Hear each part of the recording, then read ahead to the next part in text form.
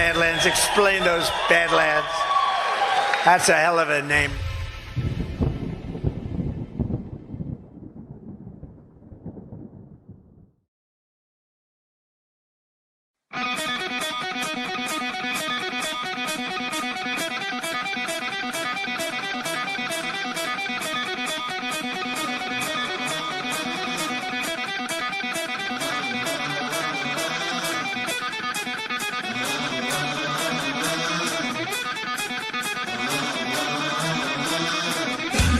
All right, good morning, Badlandia. Welcome to Badlands Daily. It really feels like the cat with the laser pointer. It's like you've led the cat up to the top of the building, and now you're leading it over the edge. President Trump is rebalancing trade around the world and making things more fair for the American people. I think that anytime the deep state can like overcapitalize in whatever situation they have, they're going to. But the rest of it is a very well organized and well funded color revolution operation of the type they run all over the world again and again and again to destabilize entire society.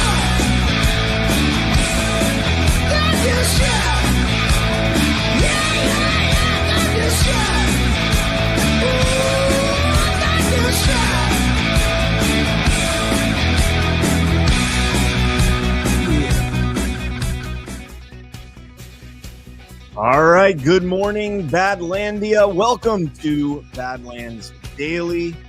It's good to be back here in sunny South Florida, rocking the Badlands Daily show after my trip to the left coast, hanging out in San Francisco for 4 or 5 days. Survived that somehow. Joined this morning by the ghost of bass, Patrick Henry, and what a perfect day to have you on as 2 years worth of fighting and everything else has come to an alleged end. We'll see how this holds up. Gordon, how you doing this morning, brother?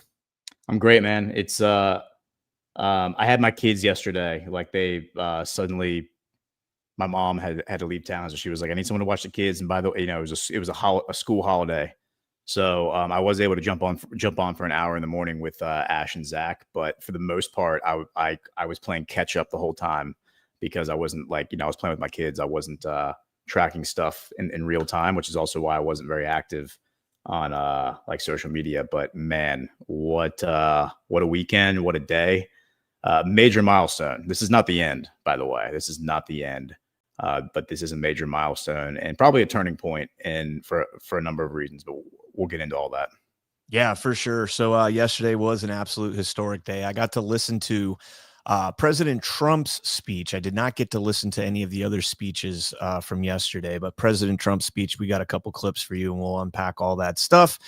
And back from San Fran, man, I got to say, that is such a beautiful city. It's so unfortunate that it's been absolutely, utterly destroyed by leftist politics. You can literally cross a bridge and go from a nice downtown city setting and cross a bridge and you're up in the mountains and you're up in the hills and nature and fresh air and ocean views. And they just completely destroyed it, man. So it is what it is. But before we get started with today's show, let's go ahead and jump into our sponsors for today. And first up, let me ask you something. How much time do you spend every single day on a web browser? And how much time do you spend clicking around online, searching, scrolling, typing, endless tabs? It's a lot, right? Sounds like my day to day.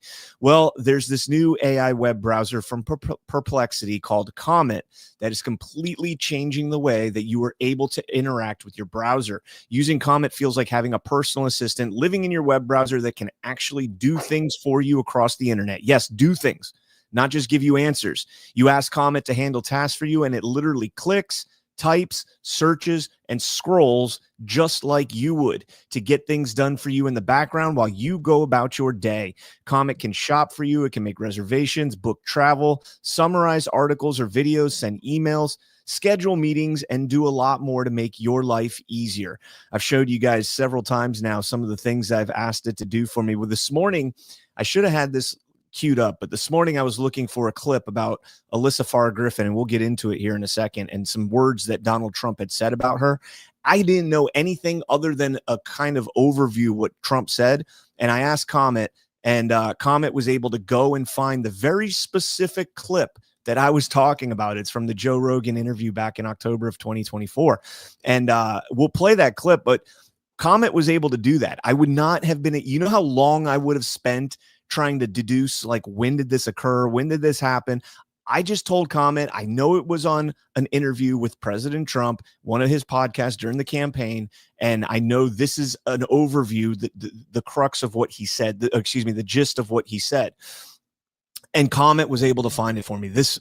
And by the way, the whole time it was searching, because it takes it a minute or two, the whole time it was searching, I was going about my day, going through articles and everything else. And then I get a bing and I jump over to Comet and boom, there it is. It did all the searching for me. It's pretty cool, right? You can download Perplexity's new AI web browser Comet by heading to pplx.ai/Badlands and let your browser work for you. Plus, right now, when you download Comet, you will get a month of Rumble Premium for free. That's pplx.ai/Badlands. Go now and take back your time online. And again, I've been using Perplexity AI for a while. So when I saw that the Comet browser, I was all over it, got it downloaded, use it every single morning. And it's fantastic. Love it.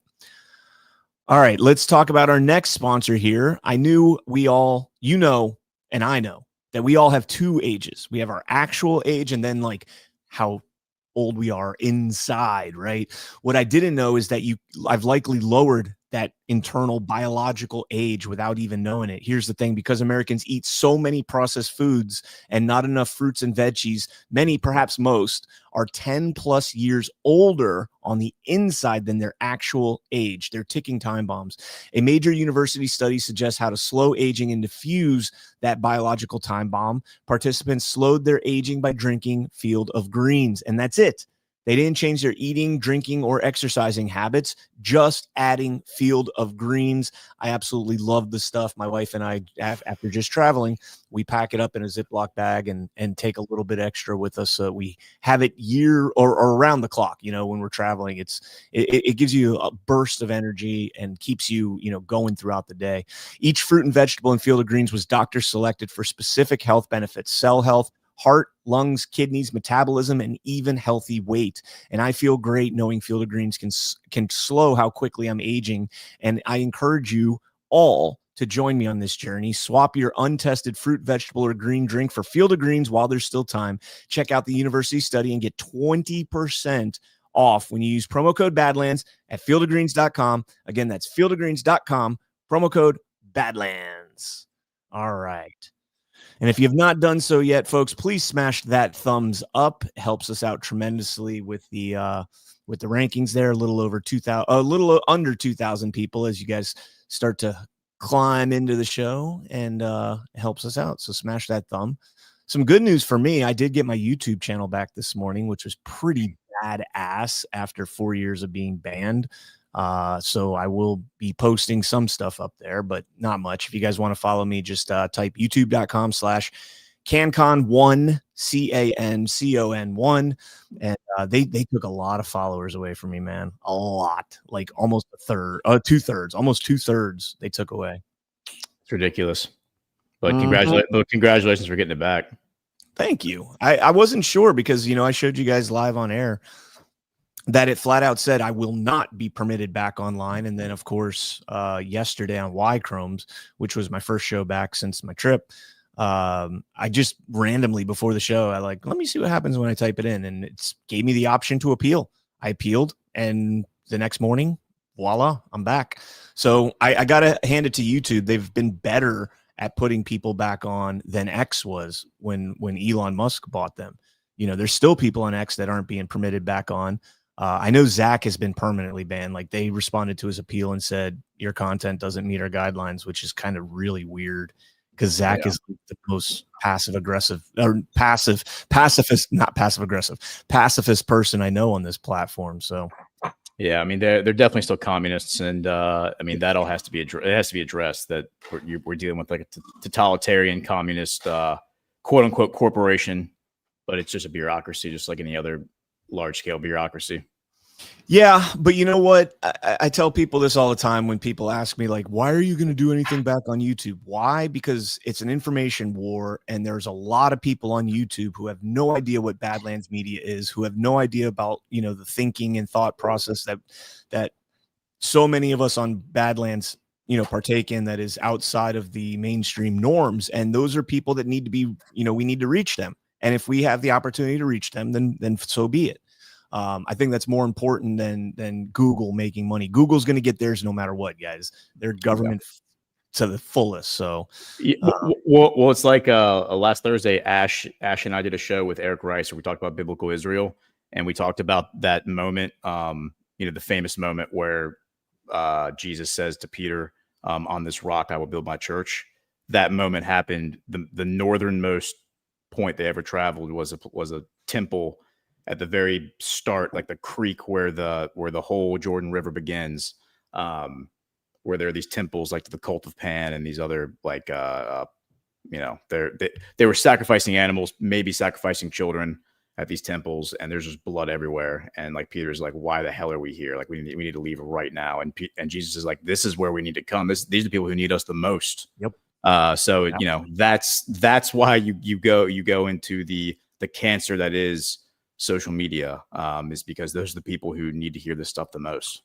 Yep, 100%, 100%. And I do want to give a very very special thanks to Ash for covering for me while I was gone. She was a champ. I was supposed to be back Monday, so Sunday night I flew a red eye from San Francisco. We were supposed to take off at 10.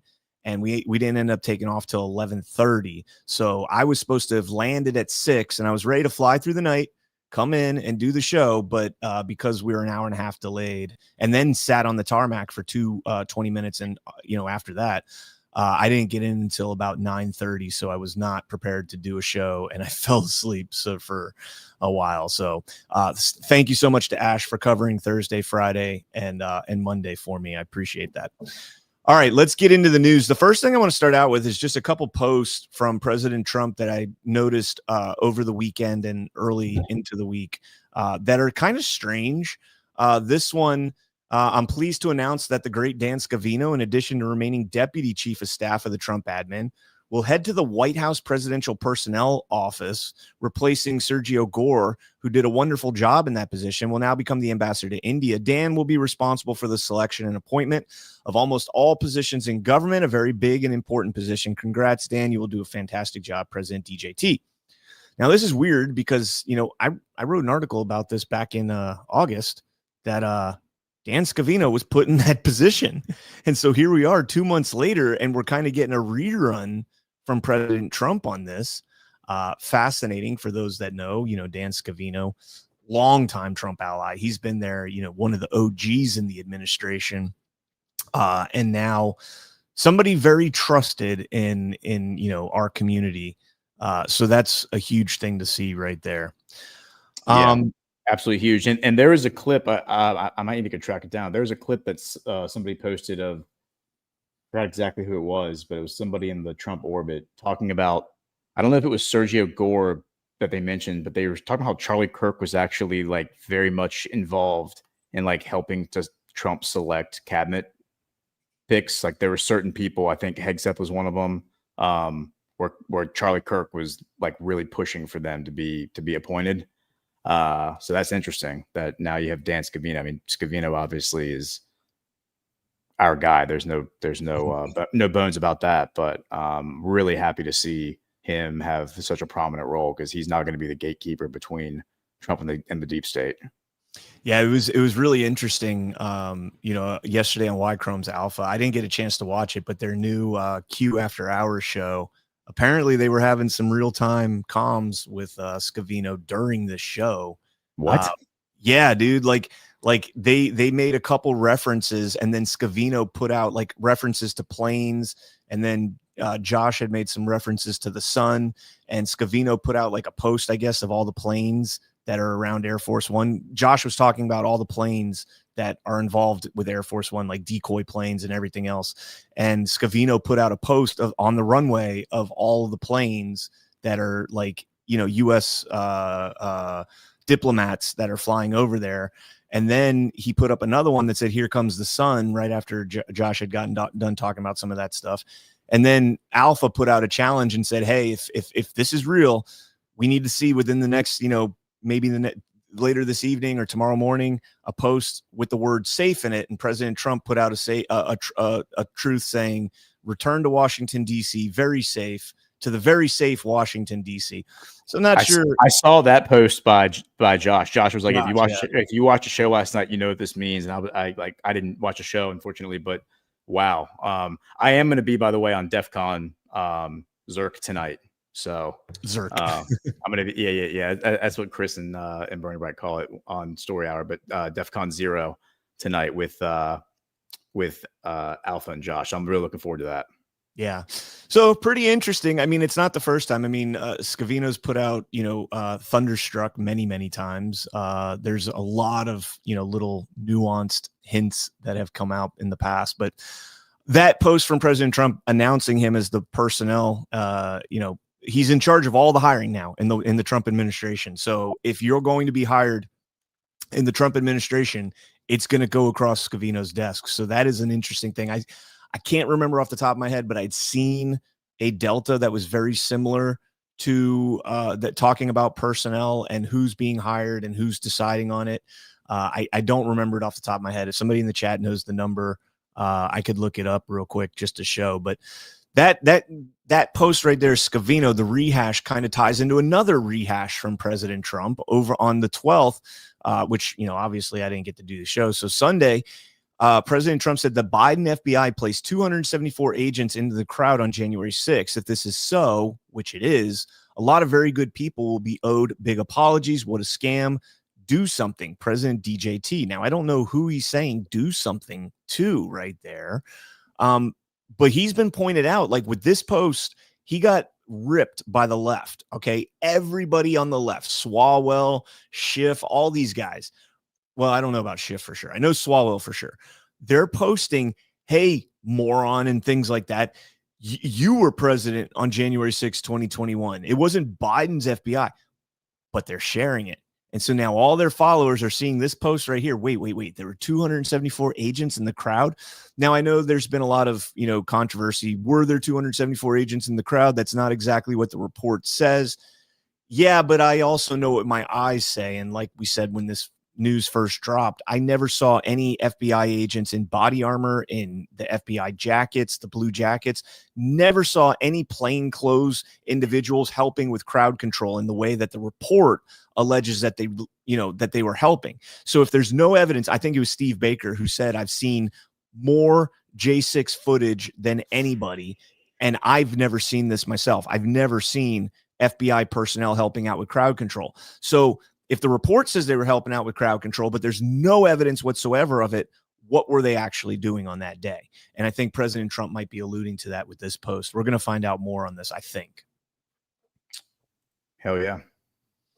All right, jump into the next story. I just wanted to cover those two things real quick because I thought those, I go through his Truth Social every morning, and I thought those two things were pretty interesting. I had a lot to go through this morning, and there'll be a couple more posts that we'll get into here. But Fox News, more than 30 children rescued amid trafficking operation in major U.S. city as experts warn of a growing crisis.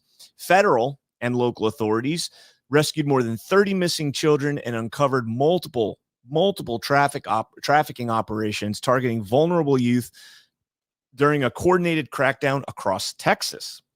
Love to see it. The effort centered in San Antonio and was called Operation Lightning Bug.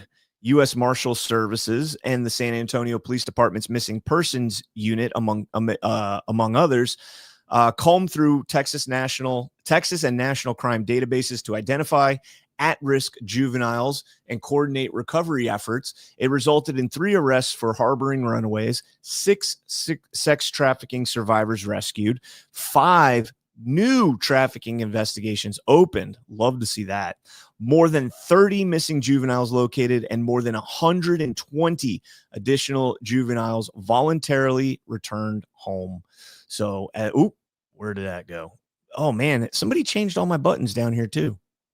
I'm going to have to go through and edit this while you're talking. But here we go.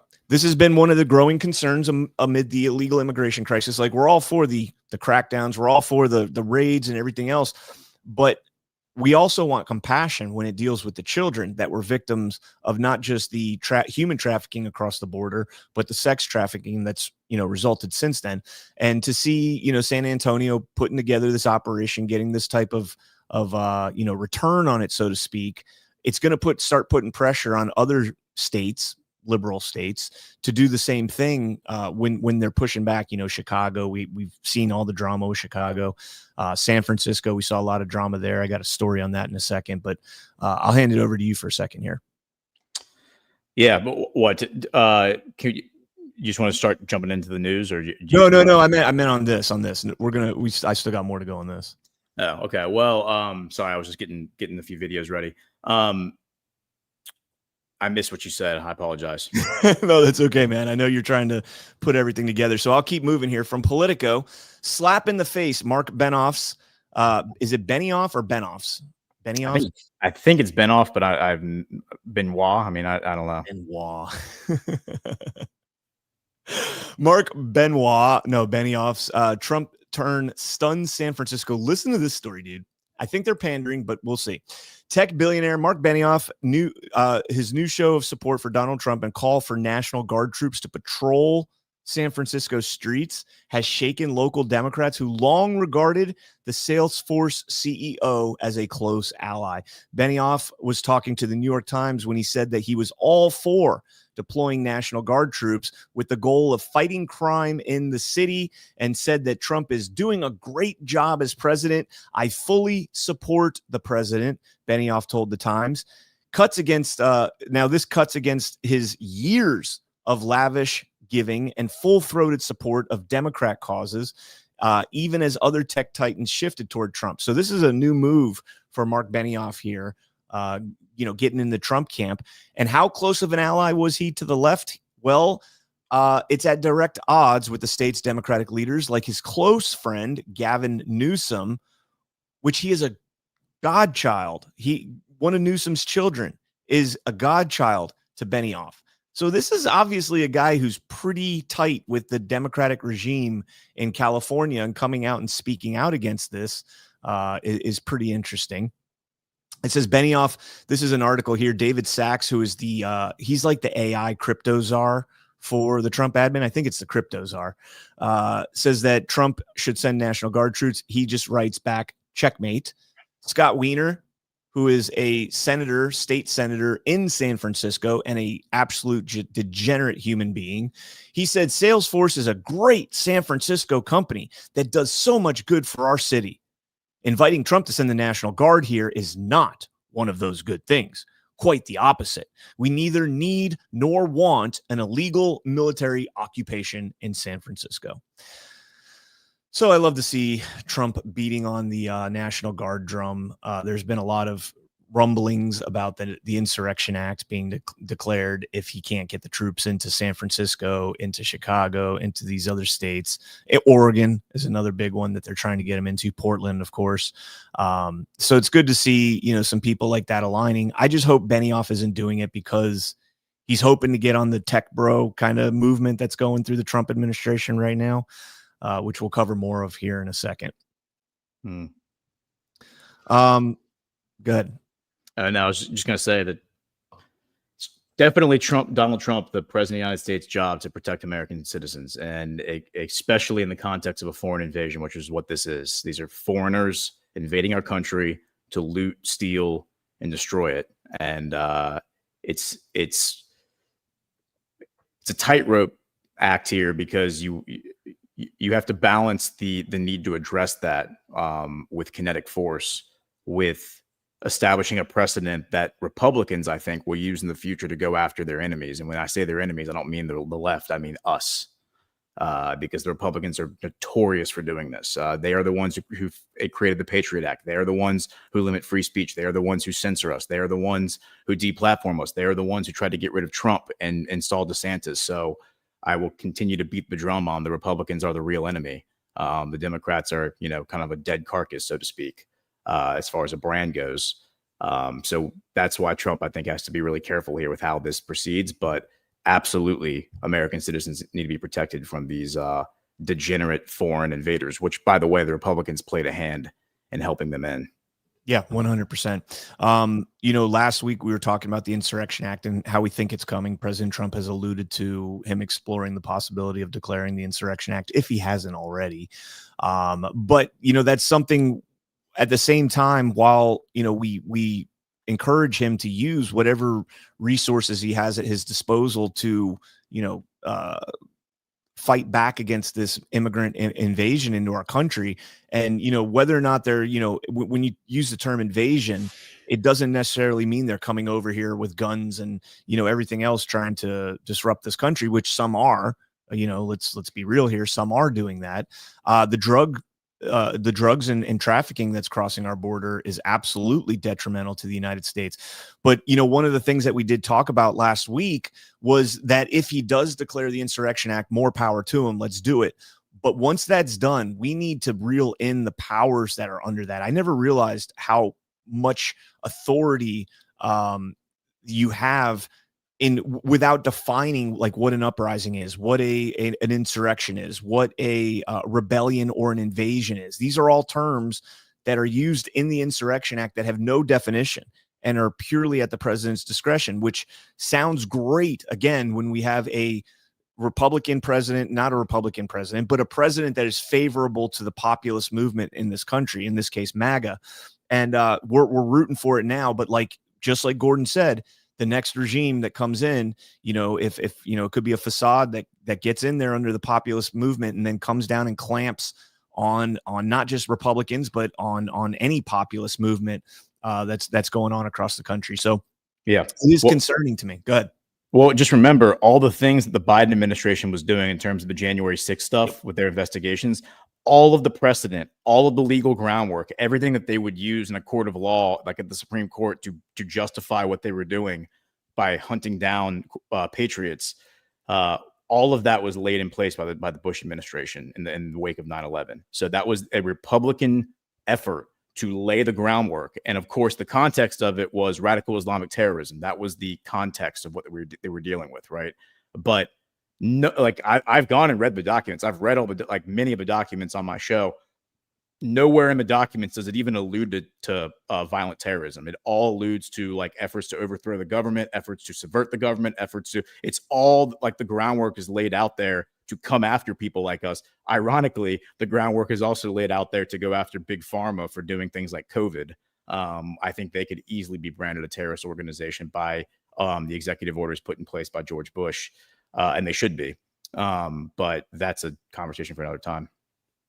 Yeah, that's really interesting, man. And again, this is one of those things where right now, while President Trump is using it in what I believe to be, honest, with honest intentions to better this country, we're only 4 years away, 3.5 years away from somebody using it to the detriment of our movement, of any movement in this country. And that's the horrifying part right there. So, and he's exposing this because how many people, so many people had no idea really what the Insurrection Act was prior to, maybe J6, people were catching on to it a little bit, but prior to President Trump bringing this front and center, nobody really knew what the Insurrection Act was. When we covered it last week, we used the Brennan Center to talk about how, wide reaching the Insurrection Act can potentially be.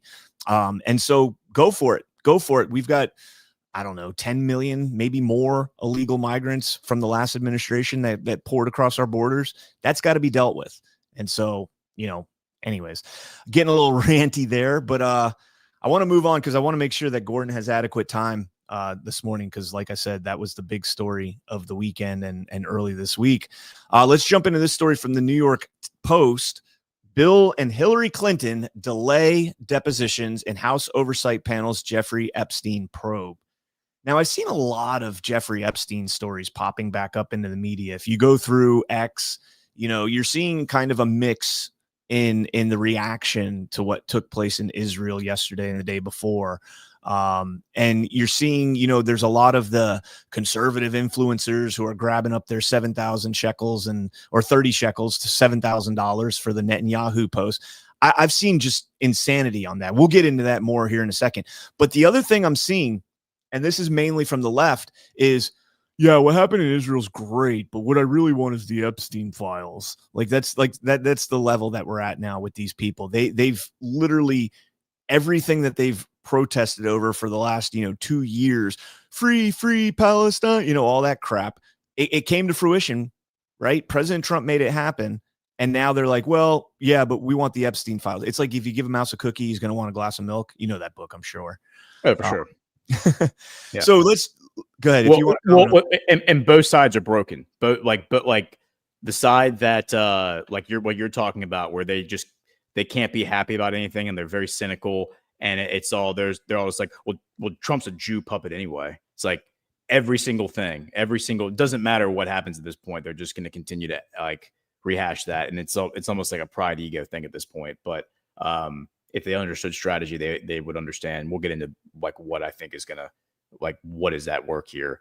But on the other side, of course, you have Mark Levin. I have a clip of him saying last night saying, what a wonderful opportunity now. We need to take this peace and use it to wage war against all the enemies of Israel. That's what he literally says. We're going to watch that. Both sides are totally broken, and but they're also kind of just being exposed for what they are. Yep, 100%. So the New York Post writes, Hillary Clinton had been expected to testify before the panel last week on October 9th, but did not appear. And former President Bill Clinton was slated to be grilled on his ties to Epstein on Tuesday. That would be today. An oversight committee spokesperson said the panel is quote, having conversations with the Clintons' attorney to accommodate their schedules.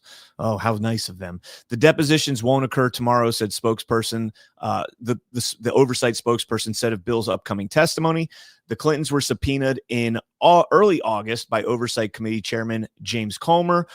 Quote, what makes this subpoena different is that the Democrats voted with Republicans, Comer added. Epstein visited the White House at least 17 times during the Clinton administration, beginning shortly before he was sworn in 1993. So, that's just kind of putting the Clinton connection to Epstein front and center here. I would love to see, give him one more shot to appear. I don't personally agree with that. Once you're subpoenaed and you accept service on that, you accommodate that subpoena, or you respond to that subpoena. They don't accommodate you. The day of, that's one thing I don't know from this is it says Hillary was scheduled to come in October 9th. Did she just flat out decide not to come in and then after the fact be like, well, I'm going to need another day? Or was that something that was negotiated beforehand? I'm not entirely clear on that. But now we're starting to get into Bannon Navarro territory where they refuse to comply with congressional subpoenas and were put in prison for 4 months over it. I don't know if Bill Clinton, we're going to end up seeing something about his health pop up in the news. There's been, kind of murmurings under the radar about the Clintons' health, both of them, potentially stopping them from it. Of course, we know Mueller is in the same boat with the Russiagate investigation. He's too sick to come in and all that stuff. But here's different treatment, man. You go ahead and, Gordon, if you ever get subpoenaed by Congress, go ahead and tell them, today doesn't work for me. Try it tomorrow or, a month from now. Yeah. Well, look, the timing of all this is very interesting too, because the backdrop of the Clinton thing is of Bill Clinton is Trump doing what Bill Clinton couldn't do. Because remember, the Oslo Accords were organized under Bill Clinton. He was the one trying to ostensibly create peace in the Middle East, create peace between Palestine and Israel, which of course just ended up making things worse. Now you can't necessarily blame Bill Clinton for that. That was really more Netanyahu and his cohort. But the thing being resolved on the very day or the very timing where Bill Clinton is supposed to come in and be subpoenaed to testify in front of Congress, it's not lost on me. This is Donald Trump doing what Bill Clinton was supposed to do. And it's pretty interesting that is happening this way. Yeah. Well, we'll get more into all the Israel stuff here in a second because, I don't know how much you have on the Oslo Accords, but it is very interesting how everything's panning out right now. So, just yesterday, the Israel thing kind of wraps up for the most part. President Trump touched back down and was wheels down in D.C. this morning. And now all of a sudden, just a massive information, dump of Epstein stuff. And some of it's meaningless, some of it's, interesting, but not really much of anything. And I feel like maybe now that the Israel deal is done, now it's like, okay, we're safe to go after Epstein now. I don't know. We'll see. But check this out from the Daily Mail. Prince Andrew secretly told Epstein they would, quote, play some more soon, one day after the Mail on Sunday published a photo of him with the teenage sex victim Virginia Giuffre. Now, Mail on Sunday is the name of the publication, not the Daily Mail this past Sunday, but that's the name of it, Mail on Sunday. Prince Andrew secretly told pedophile Jeffrey Epstein, quote, we are in this together, a day after the Mail on Sunday first published the infamous picture of the Duke with his alleged teenage sex victim. An email reveals it was sent to Epstein 12 weeks after Andrew had supposedly ceased all contact with the convicted sex offender. The Duke lied in his interview with the BBC Newsnight when he claimed that, quote, he never had any contact with Epstein after the pair were famously pictured walking together in New York Central Park in December of 2010.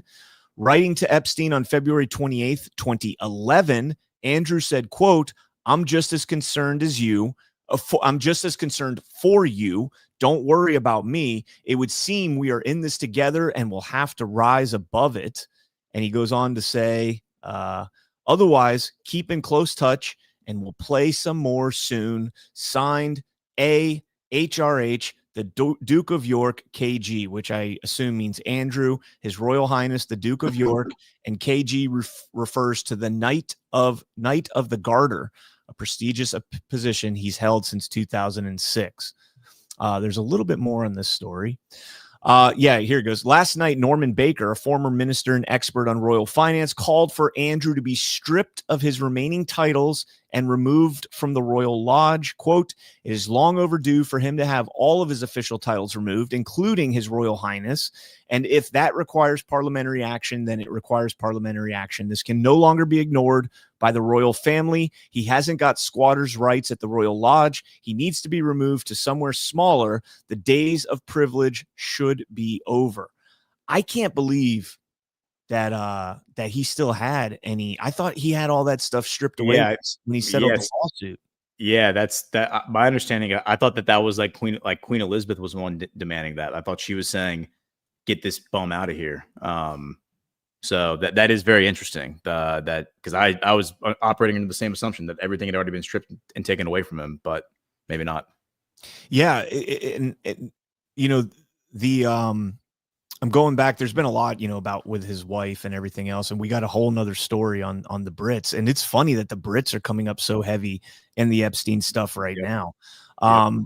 But yeah, I thought I could have sworn that he had been removed from all that. He was excommunicado. And then I think about like Prince Harry, and I think he's been pretty much removed, although there seems they're slowly welcoming him back in. I don't know, man.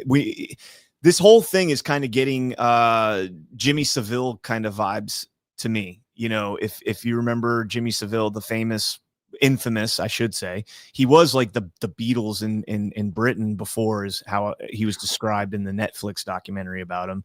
But this guy was, molesting children for years, and he was tight with the royal family. He was a confidant to King Charles now, but when he was Prince Charles, when he was married to Diana, he was somebody that like kind of was like a go-between in their wedding, as like a mediator, so to speak. And then turns out to be this prolific pedophile. And it looks like we're shaping up the same thing with Epstein and the influence that he had on the royal family in England. And Seville, I think, was convicted, right? He was convicted of that. No. We didn't find out anything until after he was dead. That's right. So right. He died. Yeah. He was knighted and everything, Sir Jimmy Savile. Although, yeah. Well, you bring up the British thing, and I think that's very important. I do think that the titles, by the way, just studying the occult and the cabal and everything. This is how the British work. Is it's about amassing as many titles as you can, because every title you get comes with like basically an allowance. Sometimes it comes with land, sometimes it comes with resources like soldiers, whatever. Back in the day, soldiers, and by back in the day, I mean like a century ago. Interesting. So like the point is to get as many titles as you possibly can, and you can be the governor of multiple places simultaneously, or at least you used to be able to, like in World War I. So it's really interesting. I do think that we're going to see this Epstein thing. People are expecting it to tie back into the U.S. government, and it probably will. But I also think it's going to tie into more deeply, maybe more immediately, the British government. And I think it's going to tie into Princess Diana. I think it's going to tie into the stuff that she was finding out towards the end of her life. Maybe the reason she was killed. I think she was killed because she figured out some things about her husband and his brother that she wasn't supposed to learn, and that frightened her. And she was basically trying to get away from them. And that's why she was with those other people. So I think all this stuff is connected, and Prince Andrew seems like kind of a dummy. So maybe he's the dummy. He's going to be the one that screws the whole thing up for them. Well, now if they're putting pressure on him to have all of his royal credentials, whatever they're called, removed, his titles and everything else removed, I mean, at that point he's got nothing left, right? He's removed from the Royal Lodge. He's already lost his family. At that point he's got nothing left. So maybe we'll get some squealing from him. There is one last thing in the Daily Mail that I want to cover before we get into the next piece of the European, or British, I should say, Epstein connections. It says here, well-placed sources told the Mail on Sunday, not the Mail on Sunday, the Mail on Sunday last month, that further potentially incriminating emails between the Duke of York and the convicted pedophile are contained in the hundreds of thousands of documents being reviewed by the U.S. Congress before they are made public. It is understood that the Duke and Duchess of York will not be welcome at the royal family's Christmas celebrations at Sandringham. How do you say that? Sandringham. I think that's right. This year, as the king tries to keep the pair at arm's length. So there was another tidbit to that, thousands of emails being reviewed, and, keep that fresh for the next article, because they're going to basically say that these emails could be harmful to the UK, and that the U.S. Congress didn't want to release them because they could be harmful to the UK. You mentioned Epstein and playing into not just U.S. politics, but also British politics now at this point. There was a lot of speculation about whether Epstein was CIA, MI6, Mossad, or who knows what intelligence agency was pulling strings at him. And all three could have been, for all we know, and more. But it's interesting still that we haven't seen any Epstein connections to Israel necessarily, other than his own connection to Israel and Robert Maxwell's connection to Israel, Ghislaine Maxwell's father. I don't know. The timing on this is very suspect. Well, that's the real story. There is the connection that, Robert Maxwell was a British citizen. Robert Maxwell was, we know for a fact that he was working for MI6. The speculation is that he was also working with Mossad, and there's a lot of evidence to support those assertions. But we know for a fact, that's an open secret at this point, that he was working for MI6, and that he was one of their key agents. So and he lived in London, of course. So he was a London based. That's where Ghislaine was raised. She's a London socialite. She speaks with a London accent. So it's all of these things are connected, and the city of London is at the heart of all of this. So, what I found very interesting from an article this past weekend? I saved this one specifically. I happened to see this article and was like, okay, we definitely got to bring this one up. Check this out from The Guardian. Tony Blair met Jeffrey Epstein in number 10 on advice of Peter Mandelson, documents reveal.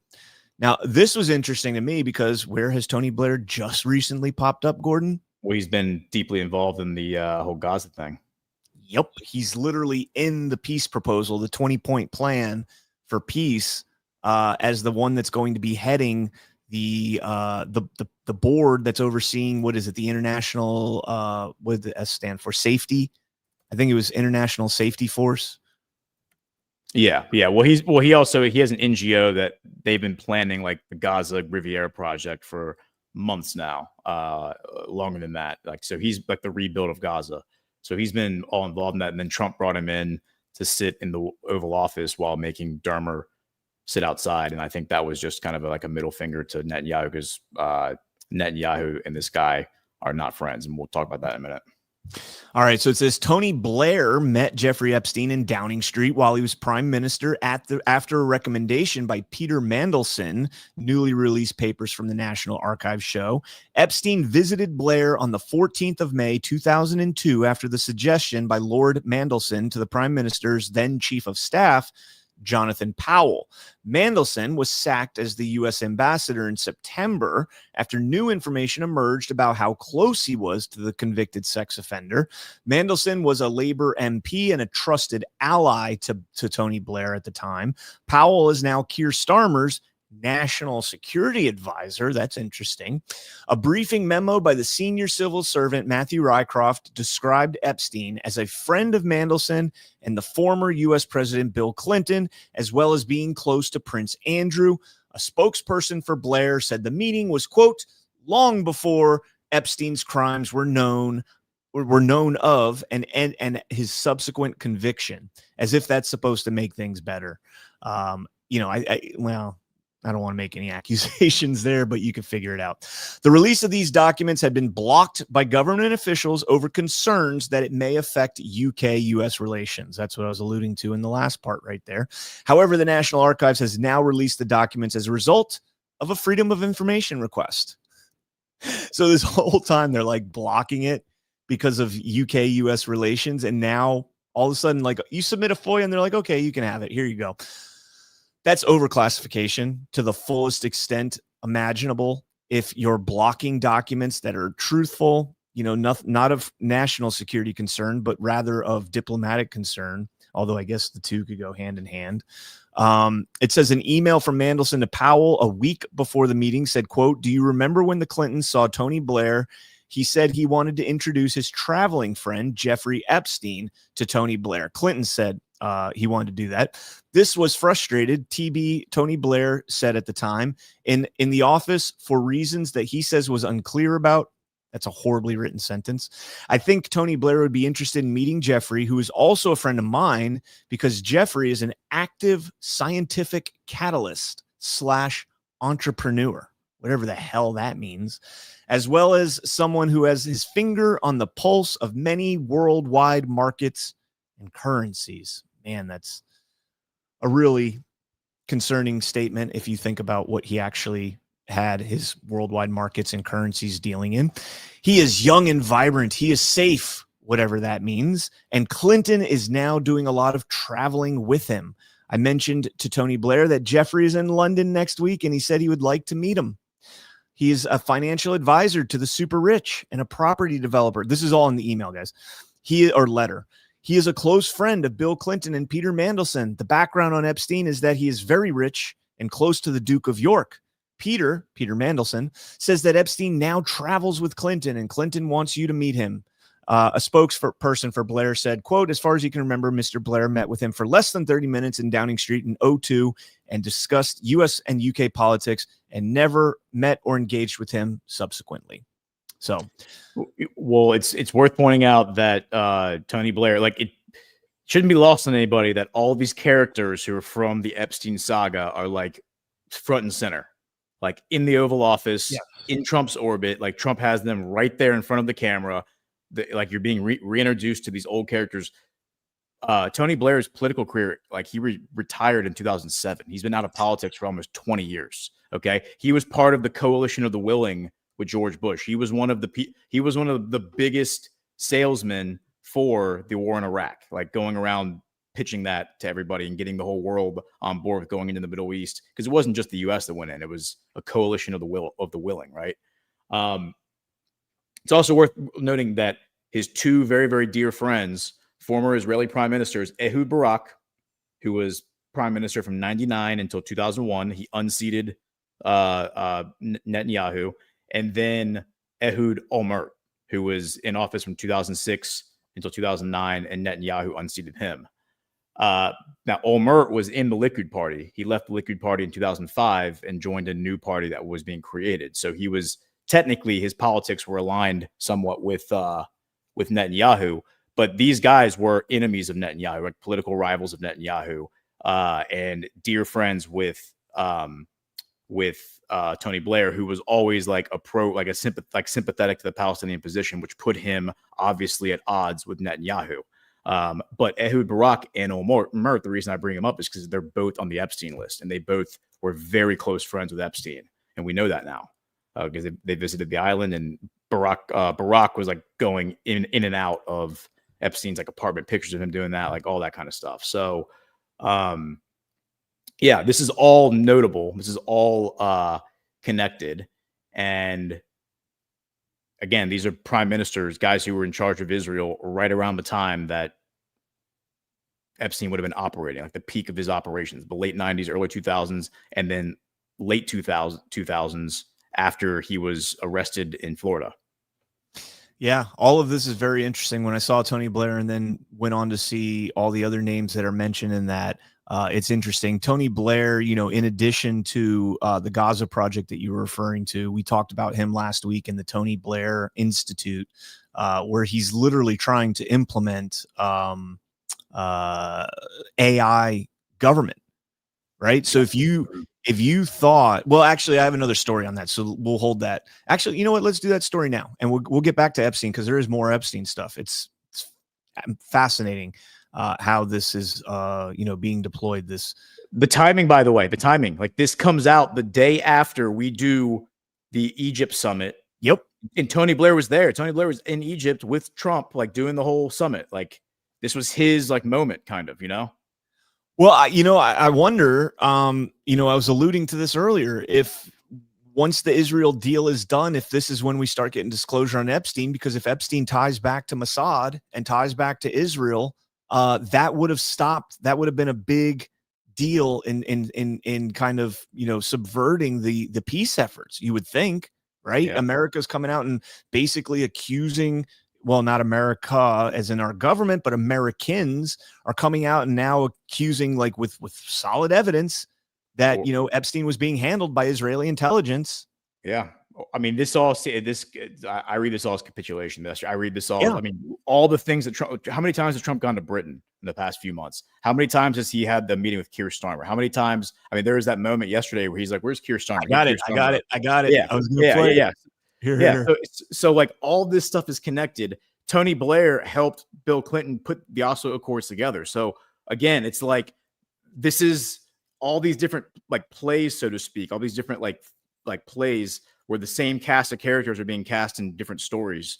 And now we're getting like the final saga where all the characters are coming back for one final story. All right. So here's the Starmer piece, and Trump just trolls the shit out of Starmer right here. United Kingdom.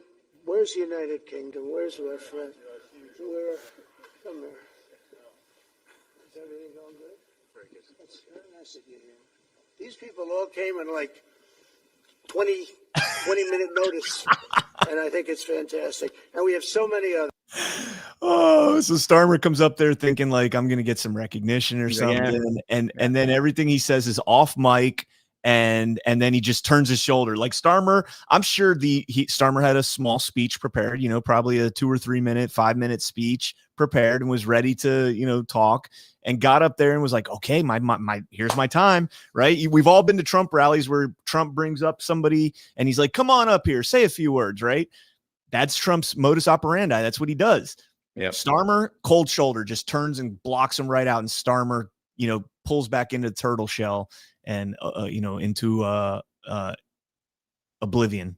There is signal in that too. Like when he says these people all came in on 20-minute notice, like they weren't in on it the whole time. But they came like dogs when I summoned them. I summoned them and they came. And it's also about making this thing happen as quickly as possible, making this like the window on this was so small so that nothing could be done to subvert it. And we'll get more into it when we start talking about it. But I was wondering why this Charlie Kirk Medal of Freedom thing had to happen on Tuesday, because Trump's like, I have to be back for that. I'm going back for that. So that's how I knew this thing was going to happen very quickly. It turns out it's Charlie Kirk's birthday. So happy birthday to Charlie Kirk. But that's why they're doing. I just saw that when I logged into X this morning. So that's why they're doing the Medal of Freedom ceremony today. But that's why Trump said this has to happen very it's almost too perfect. It's like Charlie Kirk's birthday's on Tuesday. The window is very small. Like you have 72 hours to release the hostages. Then we're going to do the ceremonial signing. And Trump's like, yeah, these people came because I called them, I summoned them, and they were there in 20 minutes. Yep.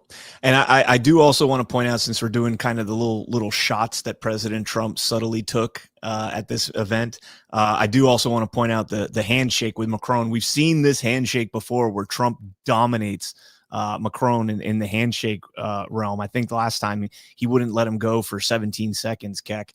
But here's another case of that. A coat and tie. It's usually a flak jacket and a helmet. So an interesting change. As we see the president there with the French President Macron in Sharm el-Sheikh, the leaders of some 35 countries, according to the president, gathering there for a peace summit. Now there is a bro shake. If ever I've slipped, we won't let go. Okay, you let go. No, I'm going to let go.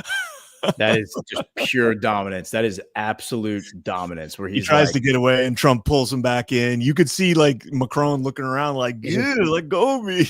He's just jerking him around. Like he's like, look at this little pipsqueak. Like my look what I can do to him. Isn't even that tight, he says. Or well, wife, husband, whatever. I've seen AI videos. People have had fun with that. Like AI videos of them doing more stuff, which is pretty funny. Yeah. Okay. So, getting back into the Epstein thing, we got this article here from the Independent, so take it with a grain of salt, but it's pretty interesting what they're writing about. Mystery visitors plunged Ghislaine Maxwell's Texas prison camp into lockdown as inmates complain of preferential treatment. That's kind of interesting. Ghislaine Maxwell's unexpected arrival at a cushy Texas prison this August has left other inmates unsettled, with some claiming it seems that she receives preferential treatment. On a weekend in mid-August, not long after her arrival, inmates at the prison were forced to stay indoors during their usual outdoor time as Maxwell met with several visitors in the prison camp's chapel. But they don't know who those visitors were.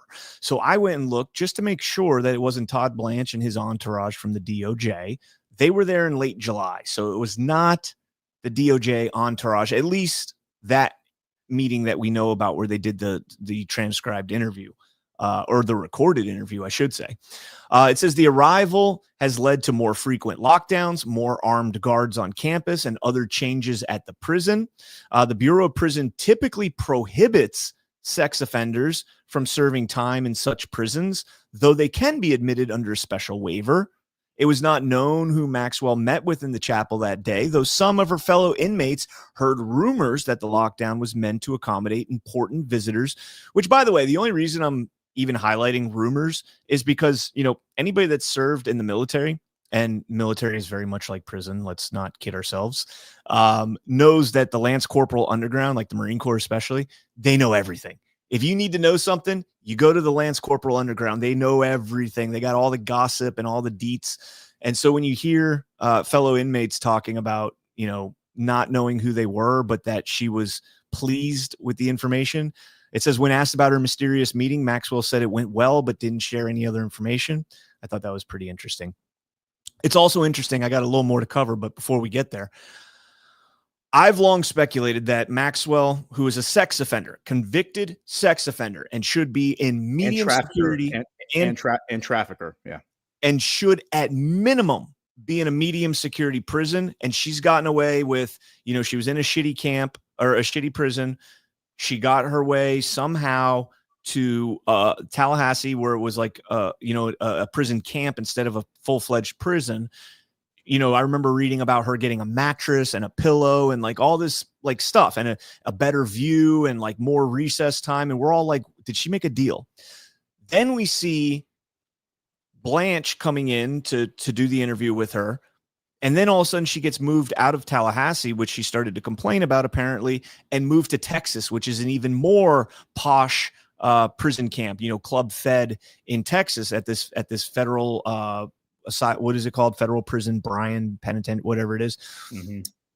I think at this point we can all come to this evidentiary conclusion, the logical conclusion that she's made some sort of a deal in some form or fashion. You're seeing here like extra security for her, preferential treatment in a lot of, her day-to-day, being permitted at a prison that usually prohibits sex offenders.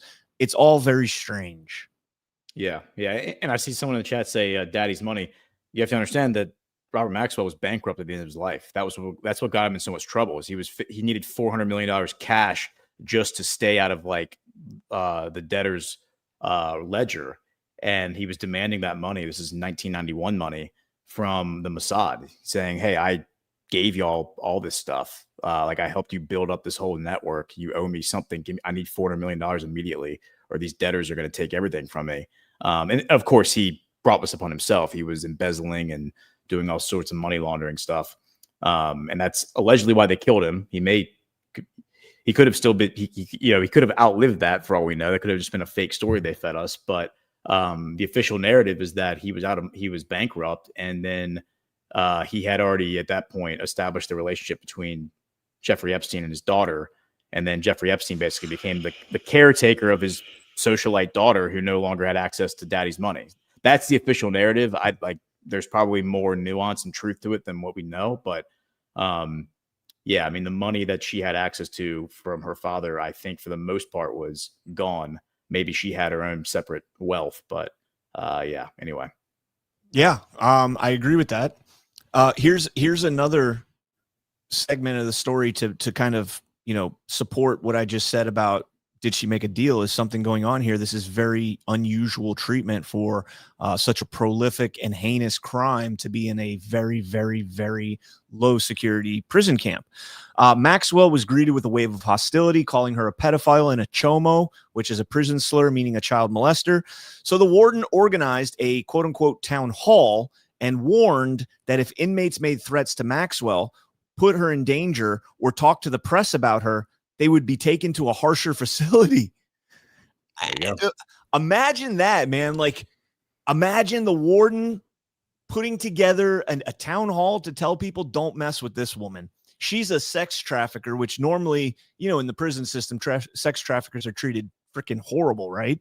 And rightfully so. They should be.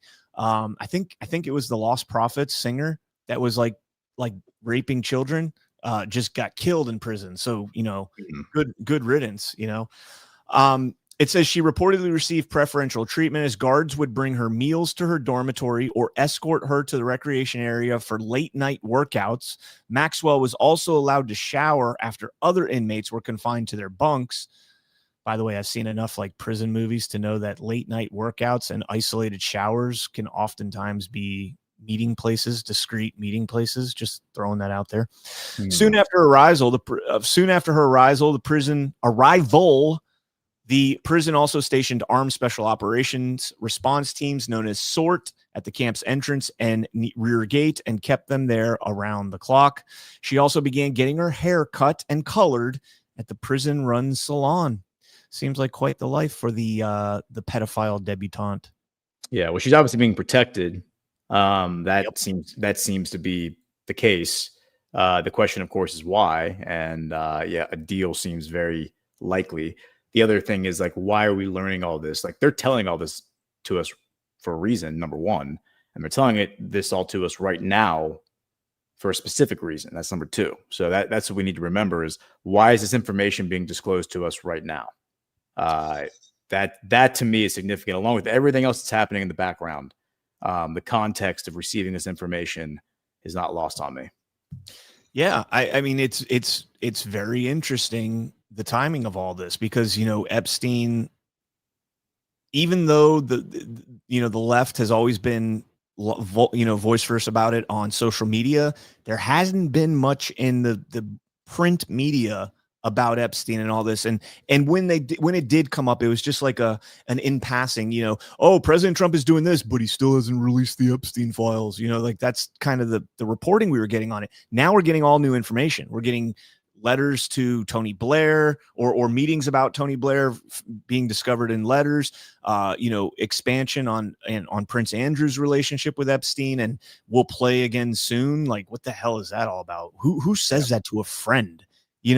Who says, unless maybe they were talking about golf, right? Maybe right before that, he said, "Hey, you play golf? All right, let's go. We'll play again soon." Who knows? Well, the other thing that I've been thinking about lately is, so if Epstein was a Mossad agent, a Mossad asset, there's a difference.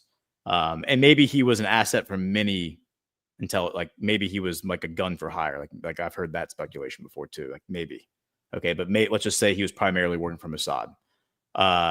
If Israel is your mortal enemy, if Israel is your national enemy, then acquiring information and building a case file on Epstein is going to be like your intelligence agency is going to make that a national security like priority, right? I'm thinking like the Saudis, I'm thinking the Qataris, I'm thinking the Emiratis, I'm thinking all the different Arab countries that are now suddenly, I mean, the Iranians, right? I'm thinking of all the different Muslim countries who are now the Turks, the Egyptians, who are all now in total sync. They're all simpatico with one another, and they're all totally on Trump's team. And what information has been shared with Trump from their intel, like that has been kept in a locked, highly secure facility, like SCIF or whatever, for a long time. And now that information is being shared or has been shared in the past with Trump. So, it's not just, the CIA, the FBI, the white hats in America who are going to know this stuff. It's going to be other foreign intelligence agencies that are going to know this stuff too. Yep, I agree 100% with that. I've been saying for a long time that Epstein was most likely, everybody says he was Mossad, he was CIA. No, he was just an asset. And he probably didn't even know to what extent he was an asset and how this information was being used. So when they say that, Epstein didn't have a client list, Epstein didn't have any of these videos and all that. And well, no shit. Those videos aren't in Epstein's possession. Epstein isn't going and using these as blackmail. Epstein's not doing all that. This is being done by his handlers. This is being done by whatever, intelligence agents are handling him. And so they're not exactly lying when they say all those things. He's a degenerate too. Like he's a degenerate with vices, which means he's pliable. Like he can be leveraged. So he's not somebody you're going to trust with like a ton. Like if OPSEC is important, you're not going to trust him with a ton of information because he can be exploited, right? Yep. Because he's a total degenerate. So you would keep him as on a need to know basis as possible, while allowing him to go out and operate in these social circles. Amen. Just real quick, Zigzag in the chat says, love you can, but it's boisterous, not voisterous. Actually, what I meant to say was vociferous, and I completely took vociferous and boisterous and put them together and made voiceferous. So there you go. That is your CannCon word of the day. Do we need a CannCon word of the day calendar? Yeah, we definitely do, man. You know what, guys? It's difficult doing this, okay? It's difficult putting this all together and having to come up with, certain thoughts right off the top of your head. And sometimes you're thinking ahead and you trip over a word. I do that a lot. All right, guys, let's jump into this article here. So just real quick, I just want to cover this because I saw this while I was looking at the other article about Tony Blair and thought that this was interesting. Tony Blair and Nick Clegg hosted dinner giving tech bosses access to the UK minister. That name, Nick Clegg, should sound very, very familiar for anybody who did any research into the social media censorship regime in the United States dating back to 2018, because he was part of the head of that at Meta when that all was going down. Tony Blair and Nick Clegg hosted a private dinner earlier this week at which a select group of technology entrepreneurs were given access to a key minister. The former prime minister held the dinner in his capacity as the head of the Tony Blair Institute. He and Clegg, the former deputy prime minister, who at the time was a senior executive at Meta, invited leaders of 6 tech companies to dine with Poppy Gustafsson, who is the government's investment minister responsible for persuading firms to invest in Britain. Blair is an evangelical proponent of the revolutionary potential of technology to transform faltering public services and has long courted alliances with leaders in this industry. And what does that mean right there? That sentence, revolutionary potential of technology to transform faltering public services. That means that elected officials are failing, which I agree with wholeheartedly. And rather than actually cleaning up elections to get legitimate political officials elected, people that the people actually want, they want to go the opposite direction and put artificial intelligence in charge of politics. They just did it in Armenia. Was it Armenia or Albania? Armenia. It was no, that was Albania. It was Albania. Albania. They sound very similar. With Delia, I think was her name. Funny enough, there's the same two countries that Trump got mistaken during a speech, during his UN speech. He said Armenia instead of Albania, and then the Albanian president went up to Macron and made a joke about it, like ridiculing Trump. And it's like, and I was just thinking, yeah, you're gonna pay for that later, bro. Well, I'm in good company. Funny joke. Laugh now, motherfucker. I'm in good company with my mistakes. All right, so we're about to get into the geopolitics. I just want to mention real quick that I think today is this is how irrelevant this has become, because most people don't even realize that this is still going on. This is the 2-week anniversary of the government shutdown today. Oh, well, happy anniversary. Happy anniversary, 2 weeks, and nobody cares. Nobody cares. Good riddance. Yeah, like I seriously, this morning I was like, what the hell? Yeah, today's 2 weeks. From USA Today, Education Department lays off roughly 20% of its workforce amid government shutdown. They're really going to be upset when they learn that all of it's going by the wayside, the Department of Education. And I love how they're trying to tug at your heartstrings here, saying the Department of Education on October 10th laid off 460 employees, dramatically reducing the workforce of a beleaguered agency that is already struggling to serve students on the heels of massive cuts. They don't serve students. They serve the regime and brainwash and manipulate students into the federal regime. Sorry. That went back. The number was made public in a court filing the same day from the Justice Department. Donald Trump's administration has indicated the terminations are part of a broader effort to pressure congressional Democrats to end the ongoing government shutdown. I don't think it's part of a campaign to pressure Democrats to end the shutdown. I think that was the whole plan, was to get the shutdown, and then the Democrats will be panicking like, oh shit, what did we do? We pretty much just unleashed the bull in the china shop, and he's going to destroy everything. Bring it on. The new departures have already been challenged in court. Workers in several offices, including those responsible for special education funding and higher education, tug at your heartstrings. The special education funding and the higher education is being destroyed. They learned of their terminations on Friday. And that's pretty much all I care about with that story. 20% gone. The whole thing's going to be gone pretty soon. Good. More, please. Yeah, right. All right. So we're going to start getting into the Israel thing. Before I hand over the reins to Gordon to go through the depths of everything, there are some points that I want to cover first. First off, I love this clip right here. I sent it to Ash yesterday on Alphas Make Sandwiches and had her play it, and check this out. This was back, I think this was in January of 2025, so earlier this year. My point when I say I'm not going to be apocalyptic, it's not changing a tune. It's not making every single thing a 5-alarm fire. Yeah. If he does good, if he gets the Israeli hostages out, I promise I will wear a MAGA hat for one day on the show and say, thank you for doing it. Yeah. She'll knock it right off my head. But like, you have to be able to cheer for wins when they happen and then call out relentlessly the wrongdoing. Well, all right. So that clip there from Alyssa Farah Griffin, who I've often said is our little white hat on the View panel, and I'll show you supporting evidence for that in just a second here. But this was her clip yesterday. Peace deal holds, which I pray that it does. It's historic. It is a massive diplomatic achievement, and I think the whole world can breathe a sigh of relief, because for many of us, knowing people who were, I met with some of the hostage families and how hard this was for them for the last 2 years. There's not a Jew across the world who didn't feel personally impacted by the events of October 7th. And these 20 that were released, never knowing if they would get that day. There's also the remains of hostages that are going to be repatriated to Israel. And then for the innocent Palestinians who've been caught in the crossfire of this war that Hamas, a terrorist organization, started, they are getting aid. They're promised 600 trucks of food per day are going to be rolling into Gaza. So people who have been starving, who have had no reason that they should have been involved in this conflict, are going to get the aid they need.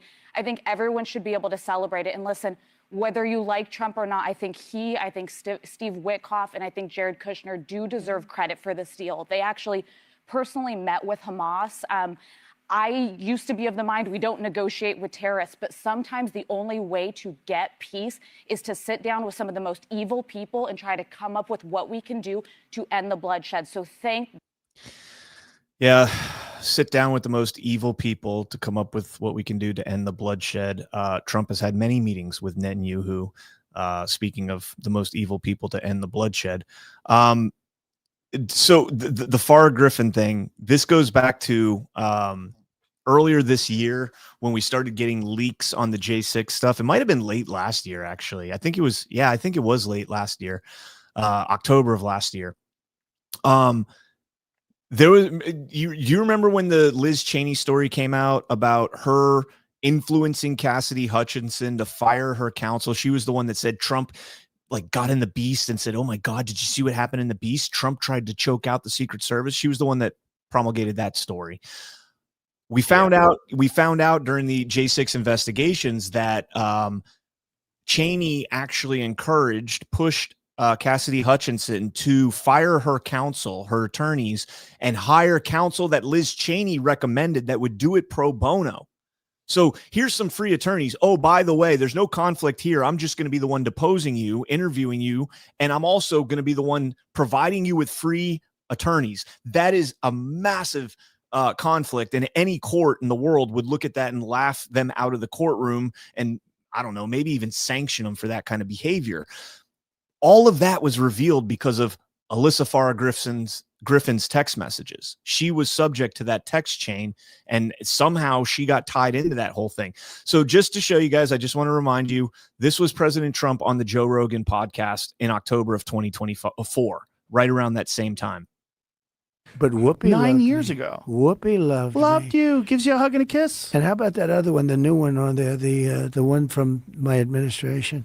She writes me a letter. You're the greatest president. She leaves. You know, she worked as an assistant press secretary. I hardly knew her. But she leaves and she writes me this gorgeous letter. What's her name? She was, I don't even know. You know, she was in the administration. She's on now currently. Sits on the far right-hand side, whatever the hell her name is. And she writes a letter, the most beautiful letter. She's quoted in the paper. He was the greatest president, blah, blah, blah. Then all of a sudden she goes to the View. She started hitting the hell out of me because they won't hire her unless. I've had many people go on CNN and they call and said, I don't know what to do. They want to pay me a lot, but I have to be negative on you. I said, be negative. That's okay. There are guys. I love that part. He's talking about Alyssa Farah Griffin, saying, you know, I don't know who she is. She's on the far right of the View, which was interesting. And, you know, pretending he doesn't know her name. He knew her name because in the Brett Baer interview right around that same time, he mentioned her by name, full name. But, you know, he says, you know, these people come to me and they say, I got to talk bad about you if I go on. And he says, that's okay. Be negative. It's okay.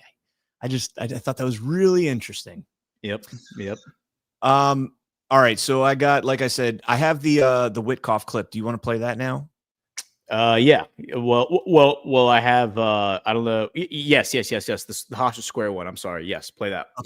Okay. So before we do that, just real quick, a quick reset. If you have not done so yet, please smash that thumbs up. A little over 4,100 people watching, just under 1,000 thumbs up. Let's do a little bit better there. And also, if you're not in the chat and you're not normally in the chat, drop in and just say hello. You know, see you in the chat. I'll say hello back as we go through this clip. But yeah, if you can, please smash that thumbs up, drop in and say hello. It helps us out with the algorithm here on Rumble. So let's go ahead and jump into that Witkoff clip. So this was Steve Witkoff, I think on Friday, I want to say. I think this was on Friday. The Hostage Square thing, I believe, was on Saturday. But Saturday? Yeah, I think it was Saturday. Okay, and so this is Witkoff with Jared Kushner and Ivanka Trump right over his, or Ivanka, yeah. Ivanka, yeah. Mm-hmm. I was going to say Ivana, but that's her mother. Yes. All right, so here, check this out and listen to the crowd's reaction of Netanyahu versus Trump. To Prime Minister Benjamin Netanyahu. Oh. Oh. Crowd is booing the hell out of him for those that can't hear. Okay. To Prime Minister. Look at Kushner's smirk right now. Yeah. Well, wait till so we're at 25 right here. Wait till we get to 47. 20 seconds from now. Watch all three of their faces.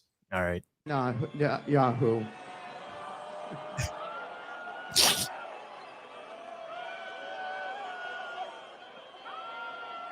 Just letting it linger. Just letting it linger.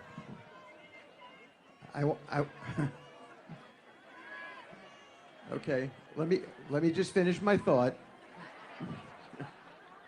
There you go. Yep. They're all laughing. They're all laughing. laughing. Benjamin Netanyahu is being humiliated on the world stage right now. Humiliated. That clip has been posted by every news and media outlet in the world multiple times. And they are sitting there laughing at Bibi Netanyahu while he is being humiliated on the world stage. It reminds me, and I know this is on a much, much smaller scale, but it reminds me of the event that Dana Nessel, and we played in Why We Vote like 2 weeks ago, where Dana Nessel's at a music festival and they call her up on stage. And as they call her name, they boo so loud that the MC has to say, "Hey guys, calm down." That's what Witkoff is doing right here. He's trying to calm the crowd because that's how loudly they're booing Netanyahu. I was in the trenches, guys. Let me just finish my thought. I was in the trenches with the Prime Minister. Believe me, he was a very important part here.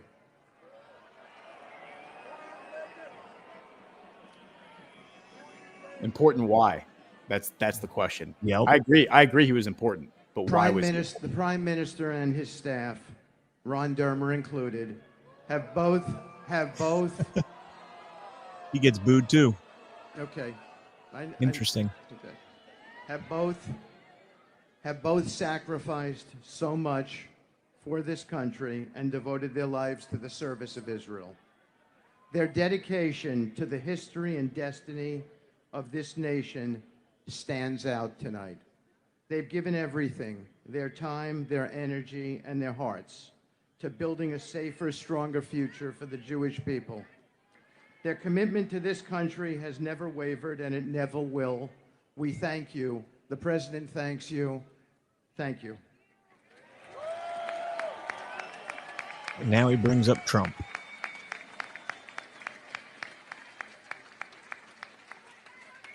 And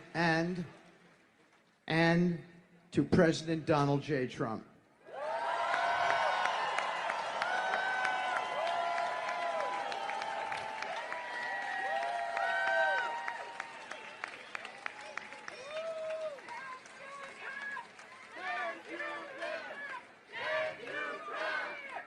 They're yelling, "Thank you, Trump." I see a lot more American flags than I do Israeli flags there too. Right? Yeah. That was the next thing I was going to point out there. That was fascinating, man. That was fascinating. So, there has been, a lot of humiliation. I mean, it's pure humiliation of Netanyahu while propping him up and just reinforcing, like, paying lip service to the fact that he's such a critical part of all this. Yeah. So I want to, real quick, I played this clip. Me and Gordon actually played this last week, and I just want to highlight this once again. This was, and I'm going to speed this up because the words don't really matter in this clip. But this was President Erdogan of Turkey, his arrival on September 25th versus Netanyahu's arrival on September 29th, just 4 days later. The first one is going to be Netanyahu, and just notice the difference. All right, I can mute it. We don't need to hear anything. So I'll play it there. It's muted. There's no color guard for Netanyahu. There's no flags on the left or the right of him. President Trump doesn't turn around other than for that brief second and then walks inside. But then you see Erdogan. When he pulls up, they've got a full color guard, full military honors. They've got the Turkish flag here on the right, the American flag there on the left, just a completely total difference in the reception of them.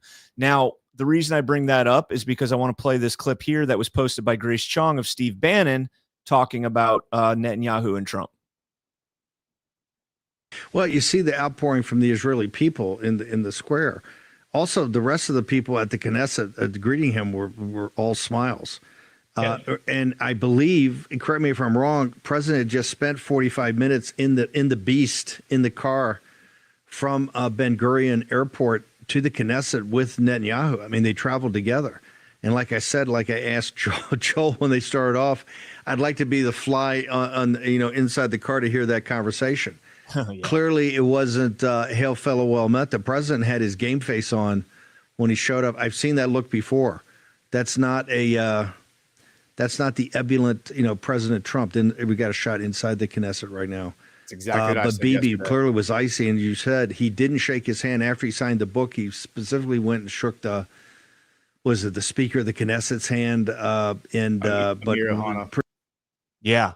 You want to say just, I'll let you go ahead now. Well, so like I missed Bannon's show yesterday. Like I said, I had my kids. I'm so glad to hear Steve doing this kind of analysis, because this is the exact kind of analysis that I do. The body language, so clued in.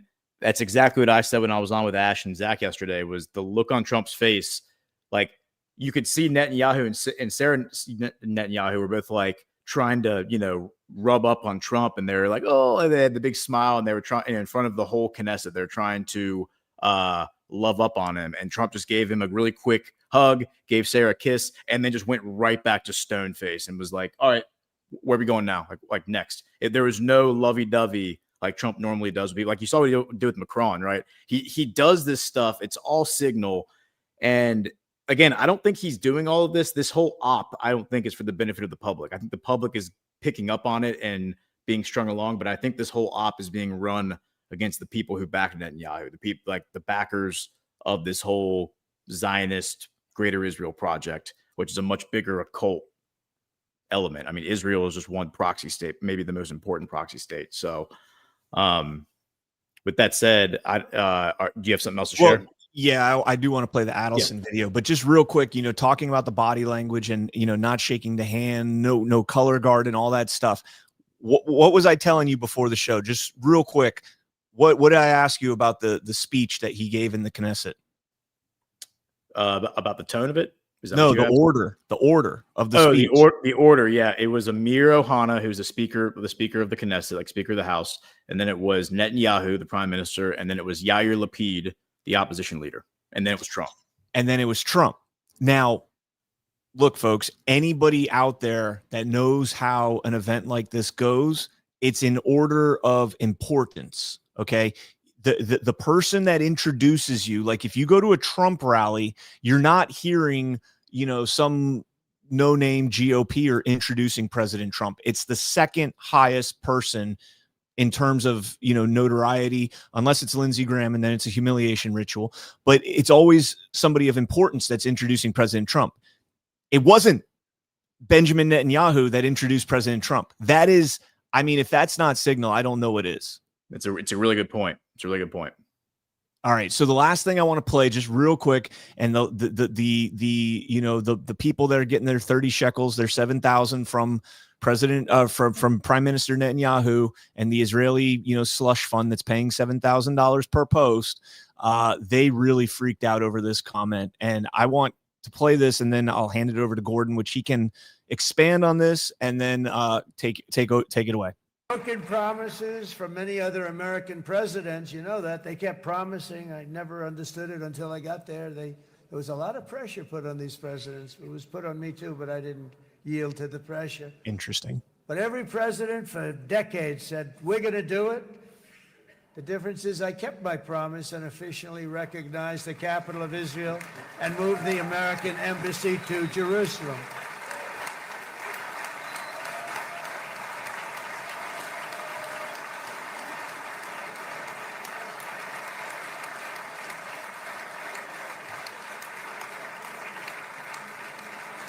Isn't that right, Miriam?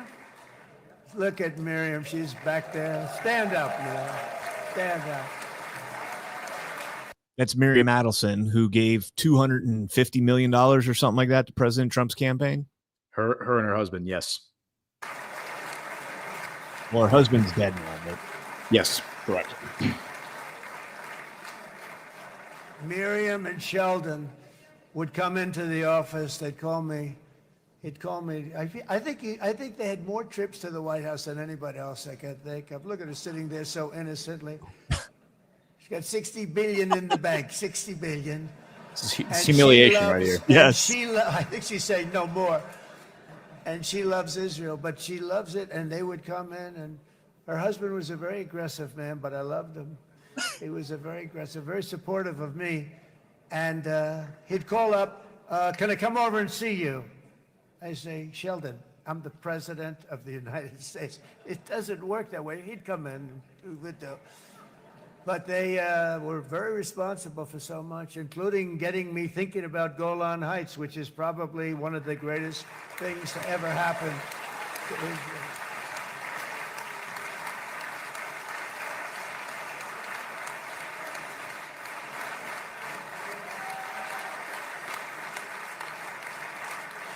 Miriam, stand up, please. She really is. I mean, she loves this country.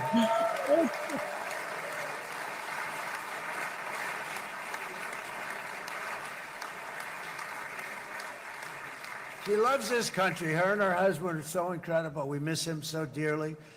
But I actually asked her, I'm going to get her in trouble with this, but I actually asked her once, I said, so Miriam, I know you love Israel. What do you love more, the United States or Israel? She refused to answer. That might mean Israel, I must say.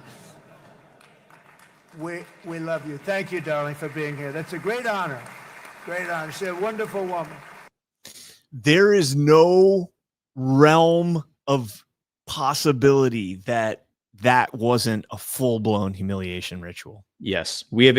I think that was a signal to all of us that we have entered a new phase of this whole op, because he is now humiliating the Adelsons, who that has been the number one talking point against Trump by the people who believe he's a Jewish puppet, is that he is beholden to the Adelsons.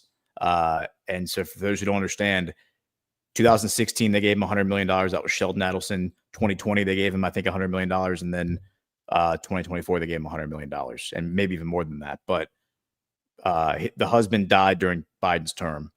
But here's where I think the nuance is. He talked about how aggressive Sheldon Adelson is. I have my own clip I want to play. Go for it. Remember, one of the three charges that Netanyahu is facing, Adelson backed Netanyahu. He has supported Netanyahu. He's financed his campaigns. He's the Roger Ailes of Israel, meaning he owns the largest right-wing media outlets. So he's boosted Netanyahu, and he's backed Netanyahu his whole political career and throughout the 2010s when he returned to office in 2009 as prime minister. And yet in 2015, Netanyahu was caught on tape colluding with Adelson's number one rival, the guy who owned the largest left-wing outlet, because the left-wing newspapers were investigating Netanyahu and exposing his skeletons. And he went to him and he said, look, I will give you preferential access to my administration over Sheldon Adelson if you stop writing these stories about me. All of that is on tape, and that's one of the felony charges he's facing, is defrauding the Israeli people by colluding with a media magnate, media mogul, whatever. So you have to think that Trump probably used that as a talking point to Sheldon Adelson, being like, look, I'm going to stick it to Netanyahu here and there, because Netanyahu and I, that's how I think he gets away with disrespecting Netanyahu over and over and over and over again throughout his first term, is because Adelson, I think, did not like Netanyahu either. Speculation, pure speculation on my part. But you got to think a guy with that level of ego who is treated like that by a guy whose political career he basically made, he has to have some animosity towards Netanyahu. And Miriam Adelson has expressed animosity towards Netanyahu over the past year, like in Israeli media. So we know she feels that way about him. So that's like a dialectic that I think Trump used. Now, if you want to share my screen, here is a clip. I don't know when it's from, but it obviously would have been from maybe like 10 years ago, of Sheldon Adelson speaking at some sort of a conference. Listen to what he says here. This is him and his wife side by side. Somebody said that the Adelson family has nothing to gain except that which is in our heart. I am not Israeli. The uniform that I wore in the military, unfortunately, was not an Israeli uniform. It was an American uniform, although my wife was in the IDF, and one of my daughters was in the IDF, and my two little boys, one of whom will be bar mitzvah tomorrow. Hopefully he'll come back. Thank you. Hopefully he'll come back. His hobby is shooting, and he'll come back and be a sniper for the IDF. All we care about is being good Zionists being good citizens of Israel, because even though I'm not Israeli born, Israel is in my heart. So again, an American expressing regret that he wore the American uniform and not the Israeli uniform. And then he goes on to explain how his wife was in the IDF and all of his kids were in the IDF. So just to like that, I think is an echo of what Trump was saying, where he says, "What do you love more, Israel or the United States?" I think Sheldon Adelson answered that question right there. Well, that's part of what we've been seeing from the influencers online about, you're Israel first, you're not America first, and dual citizenship being called out, and all these other things that are taking place in our own country. We've got the IPAC, the newest IPAC commercial to try and thwart, Matt Gaetz and everybody else that have been talking about, the scanned QR codes to donate when you go into these events. So I think that was a very deliberate shot President Trump took, calling her out, making her stand up, talking about how much money she's worth. Like, that doesn't fall like that. We don't relate to that when you tell us somebody's worth $60 billion and has. I think it's actually more. She's saying it's more. She's like, was she actually saying it's more? No, it's more. She's saying, no, don't do this. She's saying, no, I don't want to be. And he's saying, no, it's more. Yeah, no, it's more. He's epic, man. He's epic. He's great at this. I'm going to hand it over to you, Gordon, but real quick, we do have a sponsor that I want to talk about from Rumble. Have you guys gotten hurt in a car crash? Don't let the insurance companies push you around. Patriot Injury Lawyers are real fighters, trained, experienced, and ready to take on the big guys who want a nickel and dime, hard-working Americans. You deserve justice, not red tape. With Patriot Injury Lawyers, you get a legal team that shares your values and won't back down. They've helped countless patriots like you get the maximum compensation they're owed fast. If you've been injured, don't wait. Get the law firm that puts Americans first. Call Patriot Injury Lawyers at 844-PATRIOT or visit us at patriot.law. Excuse me. Thank you. Patriot.law, 844-PATRIOT. All right. On that note, Gordon, the floor is yours, sir. Yes. Now I'm going to play a clip here that's making the rounds from last night's Mark Levin show, Life, Liberty, Levin, whatever, from Fox News. Listen to what he says here. This is pretty interesting. It's a big tell as to how he's a mouthpiece, by the way. He's a mouthpiece for Mossad and Netanyahu. Time is right with the Trump peace plan to use this historic achievement to go to the next level, to protect us, to protect the West. That is, challenge the root cause of the problem, Islamist terrorism. And to be clear, I believe the only leader who can do this, who is bold, courageous, strategic, and have a real shot at making it work, is President Trump. Our State Department keeps a long list of terrorist organizations and the countries they are operating within. Beyond that, we know where the major actors are based. You can go online and see on the internet.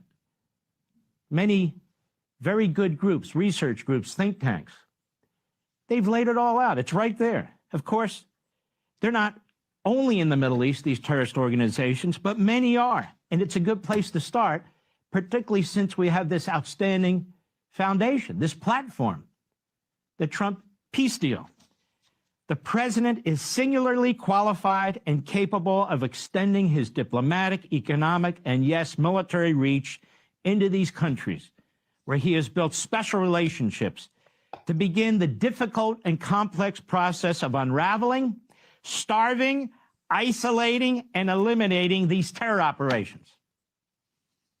Some of these countries will welcome such an initiative, as their monarchies or their military dictatorships fear for their own survival, because these terrorists seek to overthrow several of them. I'm thinking of countries like Jordan and Egypt, among others. Some will resist because they're harboring terrorists or have been funding terrorists or somehow promoting terrorists and have relationships and understanding with terrorists, such as Qatar, such as Saudi Arabia. Yes, name them. Wow. He just said that the Saudi, he just called MBS a terrorist. That's what he just did. He just called Mohammed bin Salman a terrorist. And he said he's harboring terrorists. He just said that this peace that Trump has forged, that he is getting accolade for, not only from the right, but also from the left. You're seeing all these people come out and say, I really don't like Trump, but he deserves like a pat on the back for this.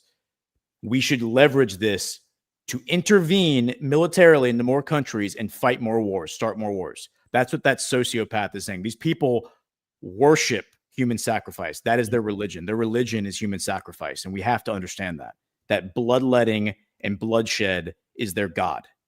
That is what Mark Levin's telling you right there. And no peace will ever be enough peace.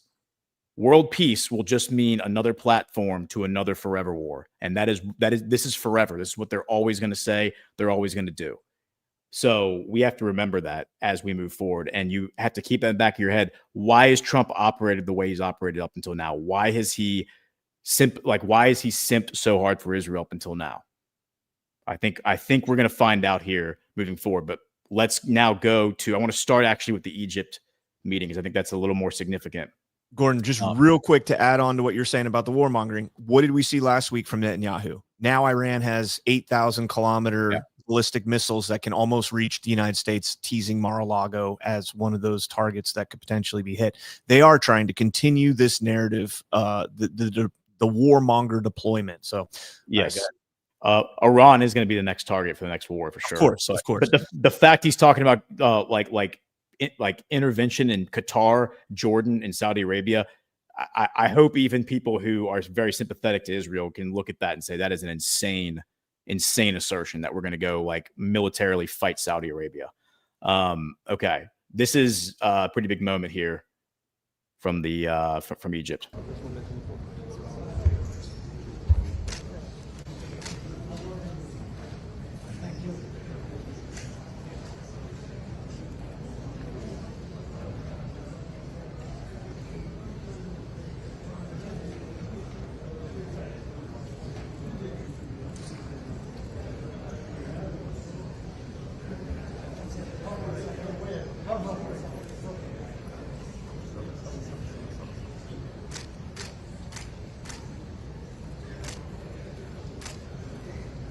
Huge.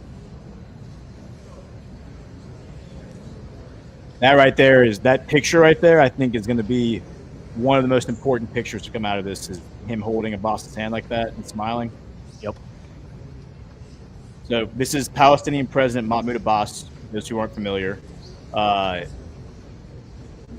fact that he's allowed to attend this Egypt meeting. We're going to get into some articles that talk about why he wasn't supposed to attend.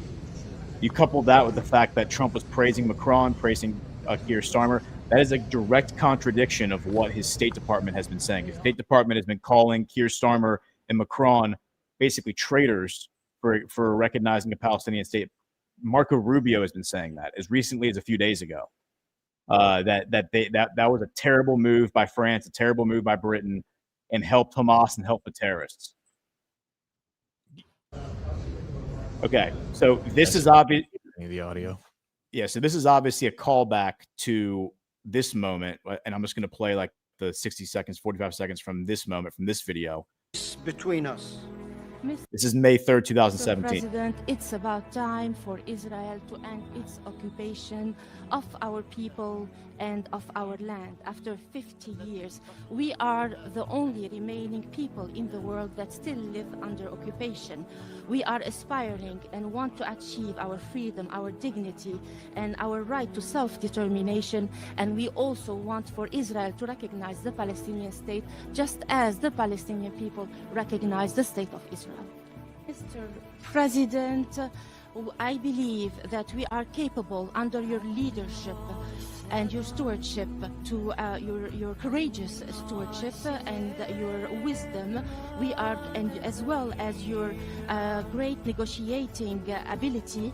I believe with the grace of God and with all of your effort, we believe that we can we can be partners, true partners to you, to bring about a historic peace treaty under your stewardship to bring about peace. Now, Mr. President, with you we have hope.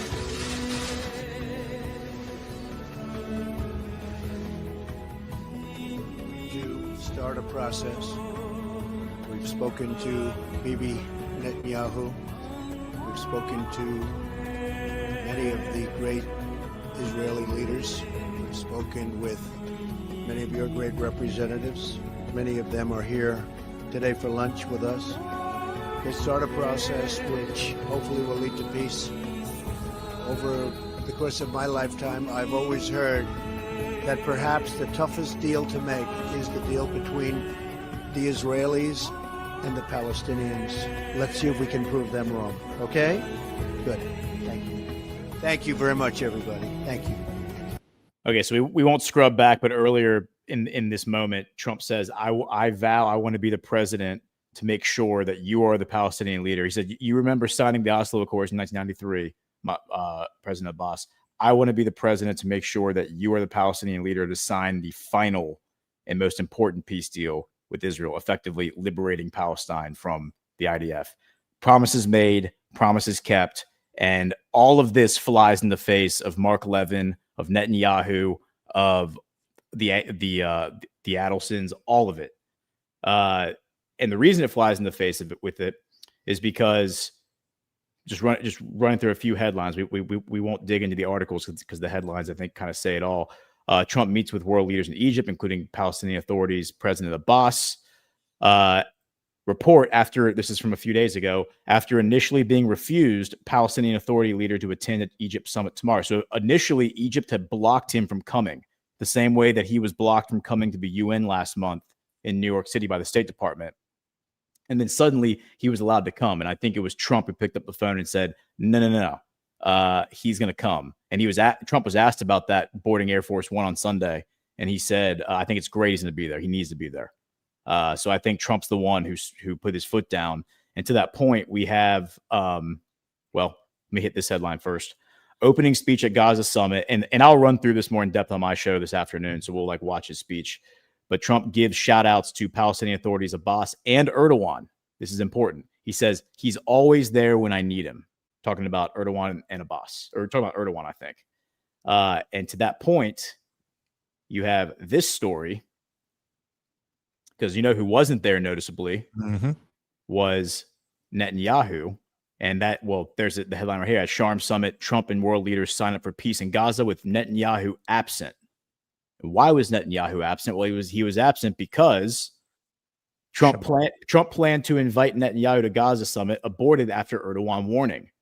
And the TLDR, as they explain in the article, and this was stated by several people with contacts to the Trump administration, but now it's confirmed, is that Erdogan was on his plane flying a few days ago to Egypt, was in Egyptian airspace. And when he found out that Netanyahu had been invited, he said, either you uninvite Netanyahu or I'm turning my plane around and going back to Turkey. And so he said, you can either have Turkey there or you can have Israel there. You can't have both of us. And they said, okay, Netanyahu, you're not coming. And so Netanyahu didn't go. And now Times of Israel is saying the prime minister stayed away from Egypt summit to avoid blowback from base for joining Abbas, other controversial Middle East leaders. And it's like, I thought we were making peace here. I thought the whole point was for us to hug it out and be bros now, right? But it's not really. Seems like not everybody's feeling that way. Not everyone's feeling the love, right? And that brings us to this moment, now we're stepping back before this Egypt summit, which was yesterday, later in the day. Rapturously received in the Knesset, Trump tells Israel it won the war. Now it's time for peace. And I think the important takeaway from what Trump did during this whole moment, like this is what I was talking about, where he's like, he shakes his hand and then he steps back and just goes back to stone face. Yep. He said, Trump said it marked, quote, not only the end of war, but the end of an age of terror and death and the beginning of the age of faith and hope and of God. And this is exactly what Trump did during the Iran 12-day war. Like, Israel started this war with Iran back in June. All the neocons were sitting there banging the war drum saying, we're going to war, like get the troops ready, we're going. And then Trump steps in, bombs the nuclear facilities and says, it's over. The war's done. It's a 12-day war. We're done. It's over. Okay. He's doing the exact same thing here. He's saying the war is over. It's done. The Arabs want peace now. And we're going to do what Jesus, he doesn't say this, but it's like the message here is we're going to do what Jesus would tell us to do. And we're going to forgive, and we're going to have grace now, and we're going to be patient with one another and have peace. Okay. But that is not a message that's going to be well received among certain actors, Mark Levin being one of them, Laura Loomer being another one. And that's where I think we're going to go from here. From here, we're going to see the response to this. And I think the response to this is going to be, we want more war. Like, yeah, this is great. We have peace with Gaza. Fine. We have peace with Hamas. Fine. But now let's go start our war with Iran, which I think Iran is going to be the next one that they're going to go after. Now, I don't know if you have any thoughts on that. So the Erdogan thing is very interesting. You know, the Netanyahu PM Prime Minister's X account said it was because he had to prepare for Shabbat, for the holiday that was coming up. But I think in reality, we understand it was the Erdogan thing. It was the fact that if he landed in Egypt, he could potentially be arrested. He's still facing the charges, in Israel itself. I think, and I don't know if you have the clip of President Trump, how he but how he referred to Netanyahu in the introduction of his speech, but basically said he's a pain in the ass to deal with without saying he's a pain in the ass to deal with. This was a very. I do think I actually have that. Let me see. Pull that up if you want to. While Gordon's doing that, hey, there's a lot of people watching on YouTube. Guys, hit the thumbs up if you're watching over on YouTube. Helps us out over there as well. Almost double the viewership as normal, so that's pretty cool. And smash that thumbs up on Rumble as well. I was trying to find the clip real quick of him doing that. You want to play the iPack commercial, or you want to do that? Save that for the end. We'll save that for the end if we have time. Okay. Have you seen it? Have you seen the iPack commercial? No, I haven't. Wait for APAC? Yeah. No, APAC, I haven't. iPack. Oh yeah. Huh. No, go ahead and play it. All right. It's pure propaganda, man. This is epic. Let's talk about APAC. Today, APAC. On Capitol Hill, APAC. APAC. You may have heard our name, but how much do you really know about APAC? APAC is an American organization that works to strengthen the U.S.-Israel relationship. This partnership advances America's interests and democratic values and helps keep Israel safe. Our 5 million members are U.S. citizens, Democrats and Republicans from every part of the country who urge our elected leaders to enact pro-Israel policies. This includes expanding America's defense partnership with Israel, supporting life-saving security assistance, confronting Iran and its terror proxies, and promoting peace and normalization. Being pro-Israel is good policy, and APAC members make sure it's good politics, too. We raise money to help elect pro-Israel candidates for Congress from both parties. And we take the political fight to our opponents, helping defeat anti-Israel candidates running for the House or Senate. APAC is leading the fight in Washington to secure the future of the U.S.-Israel relationship. The actions of pro-Israel Americans today will help determine the future of this bond and the fate of both countries. All right, I'm stopping there because I don't want their website or anything up on my screen. By the way, if you guys approve of that, you can send me the 30 shekels. I'll put my QR code right here for the end. And have you seen Matt Gaetz going at IPAC? They're like back and forth on X right now about Matt Gaetz made that up. It's not true. And Gaetz is like, I absolutely did not make that up. That is 100% true. Interesting. Yeah. Huh. Is this weird? Okay. Oh, there I couldn't find the exact moment where Trump says that about Netanyahu, but I will track that down for my show this afternoon. Since we only have a few minutes left, I don't know if we have a hard stop at noon, but yeah, we do.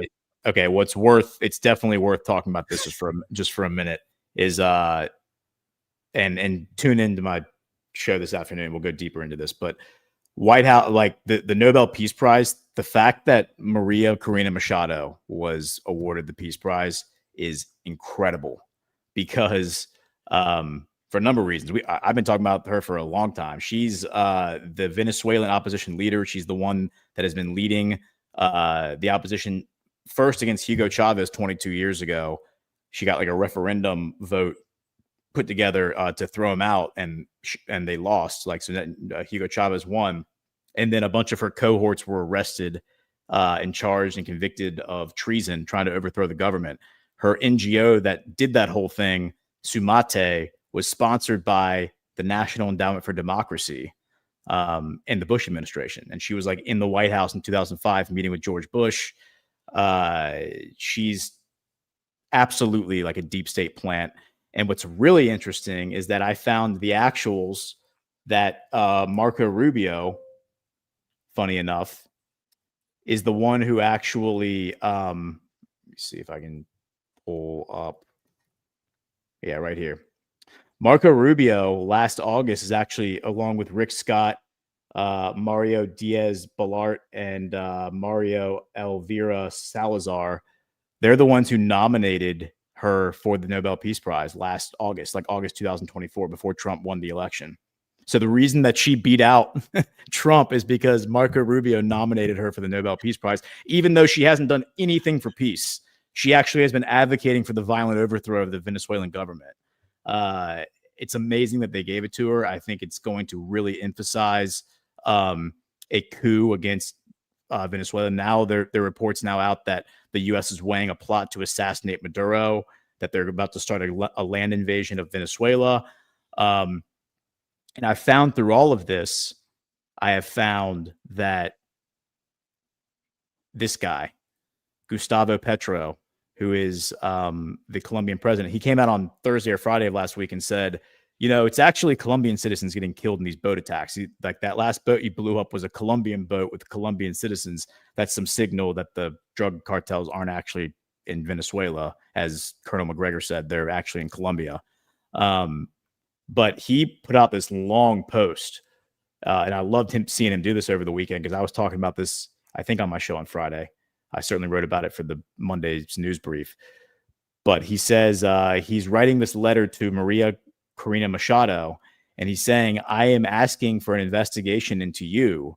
And the reason I'm asking for an investigation into you is because I have a letter here that you wrote that was sent to the Argentinian embassy in Venezuela in 2018. Here's a letter. And I had AI translate the whole letter, and I posted the letter in a post. It's notarized right here. December the 4th. It was notarized for December the 5th, 2018 by the embassy of Argentina in Venezuela. But it's dated for the day before, December 4th.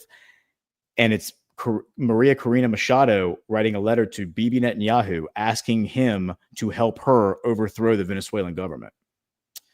And basically, Gustavo Petro is going on to say, why are you asking for the Gazan genocide to come here to South America and bring it to our doorstep? We see what these people are doing in Gaza. We have no interest in them bringing that to our doorstep here in South America. How could this person possibly be nominated for a Nobel Peace Prize when she's asking for the expansion of the Gaza conflict in South America? It's incredible that like we are where we are right now. This guy, I think, is Sovereign Alliance, Gustavo Petro. Colombia was anti-Maduro until this guy came into office. I think it was 2022 or 23. And then he suddenly mended the fences with Maduro, and now he's pro-Maduro, and now Colombia and Venezuela are getting along again. And he's obviously coordinating. There's obvious rhetoric coordination between him and Putin and others. He's also has said he's been back and forth, like criticizing Trump and then also praising Trump. So there's been a little bit of that kayfabe. But I'm keeping a close eye on him because he has been saying these things. And here is another post from him just to reiterate that. He says, I don't know if Colombia wants a Netanyahu as president. I think they've already had several, and it has left 700,000 Colombians murdered. The people are free to choose their destiny. The president will guarantee the elections. And he's reposting somebody. This is from yesterday. He's reposting somebody who says, peace through strength. Trump and Netanyahu, whom I know, have demonstrated that the defense of people's values, democracy, and freedom must be done with all strength, determination, and love. Only in this way does peace become a possible reality. In my government, Colombia will recover its international status and will have a strategic relationship with democratic nations in the world. Congratulations to the United States and Israel. And he's basically calling for like an electoral overthrow of the Colombian government to install somebody more like Netanyahu. And that guy's like, yeah, I don't think we want a Netanyahu here. So, you know, there's also a video of Maria Corina Machado on Israeli media last year, where she says she's campaigning because, you know, her buddy was the guy, Guaido was the one who wrote, that was her guy, like her candidate who ran against Maduro. She's saying, yeah, as soon as I'm installed as president of Venezuela, the first thing I'm going to do is I'm going to move the embassy to Jerusalem, just like Trump did. And I'm going to be like the best ally that Israel's ever had. So, you know, there's just a lot of like signal here where it's like, all right, well, this woman has been running around Venezuela for 22 years, organizing public protests, speaking out against the government, running opposition campaigns. And yet we are to believe that Venezuela is this like ruthless authoritarian dictatorship. Yet this woman's allowed to just do this out in the open. And she's been arrested one time. She was arrested like a year or two ago, I think like a year and a half ago. And she was held basically like for a few hours, and then they released her. They questioned her, and then they released her without charges. So yeah, like none of this is tracking. Obviously we're being lied to about the whole thing. The State Department wants us still to believe that we need to go bomb Venezuela and go to war with Maduro. I think all of this is kayfabe to go after the cartels. The cartels are obviously working with the State Department, with the CIA. Israel has also been very heavily connected to the Iran-Contra affair. The weapons that the Contras use to overthrow governments in Central and South America are Israeli-made weapons almost always. Colonel Tanner Watkins has brought the receipts on that. So again, all this stuff is connected, but it's interesting to see some of these leaders calling it out for what it is. And Maduro has been very anti-Netanyahu and anti-Zionist, which is one of the reasons he's widely hated by the establishment. This was the plot line of the last season of Jack Ryan. Oh yeah, you're right. Almost identical. Yep. All right, guys. We'll land that there. What time's your show today, Ghost? 2 o'clock. 2 o'clock. 2 o'clock. I always confuse Breaking History, which tomorrow will go on right after Daily at 12 o'clock. So be sure to tune in. I'm sure Gordon's always a wealth of knowledge, and I'm sure he'll have a lot to talk about today at 2 p.m. So thanks, brother, for putting that out there as always. Guys, if you have not yet, smash that thumbs up. We do have one rant from Swole, who says, welcome back, CannCon. Hi, Ghost. Ash did a great job holding down the fort.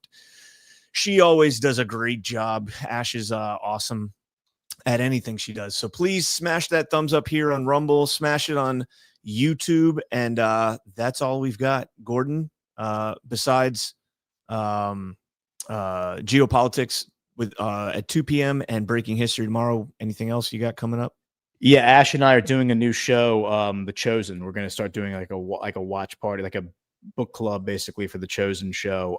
Episode 1, covering episode 1, will be Thursday. I think we're doing it at 1 o'clock. I got to confirm with her. But yeah, so Thursday we're supposed to start that, and yeah, we're looking forward to doing that. We'll probably bring some guests in, probably get Eric Rice back for to co-host it with us, and maybe some others as well. All right. Well, thank you guys all so much for tuning in. Again, hit that thumbs up on your way out. Check out our awesome sponsors down below, pplx.ai/Badlands to download comment, fieldofgreens.com, promo code Badlands, and of course, Patriot Lawyer, which is pinned to the chat right now. God bless, guys. Smash that thumbs up. We'll see you guys tonight on Badlands Book Club at 6 p.m. Eastern. They say confidence starts with smooth skin. And baby, Soft Disclosure Lotion delivers. I swear by this stuff. Like, I kid you guys not. This is the first lotion I've ever had in my entire life that, like, I don't get ashy after I put it on any part of my body. Like, my hands are always dry, and my hands have not gotten ashy without, like, rinsing them through water and washing them with soap since I started putting Soft Disclosure on. Like, it is Black Man approved. I kid you not. Black Man approved. You heard him. And let's be real. If it can handle his hands, it can handle anything. feet are like, they get so dry, like the heels of them, it'll just kind of like flake off. Like, but with soft disclosure, once you put it on, like it starts to absorb it. Yeah, he went there. Don't worry, we won't show you his feet, but trust us, they're smoother too. Soft Disclosure Lotion is made with aloe, goat's milk, honey, and our exclusive oil blend that actually restores your skin barrier. Visit softdisclosure.com, use code BADLANDS, and get 15% off.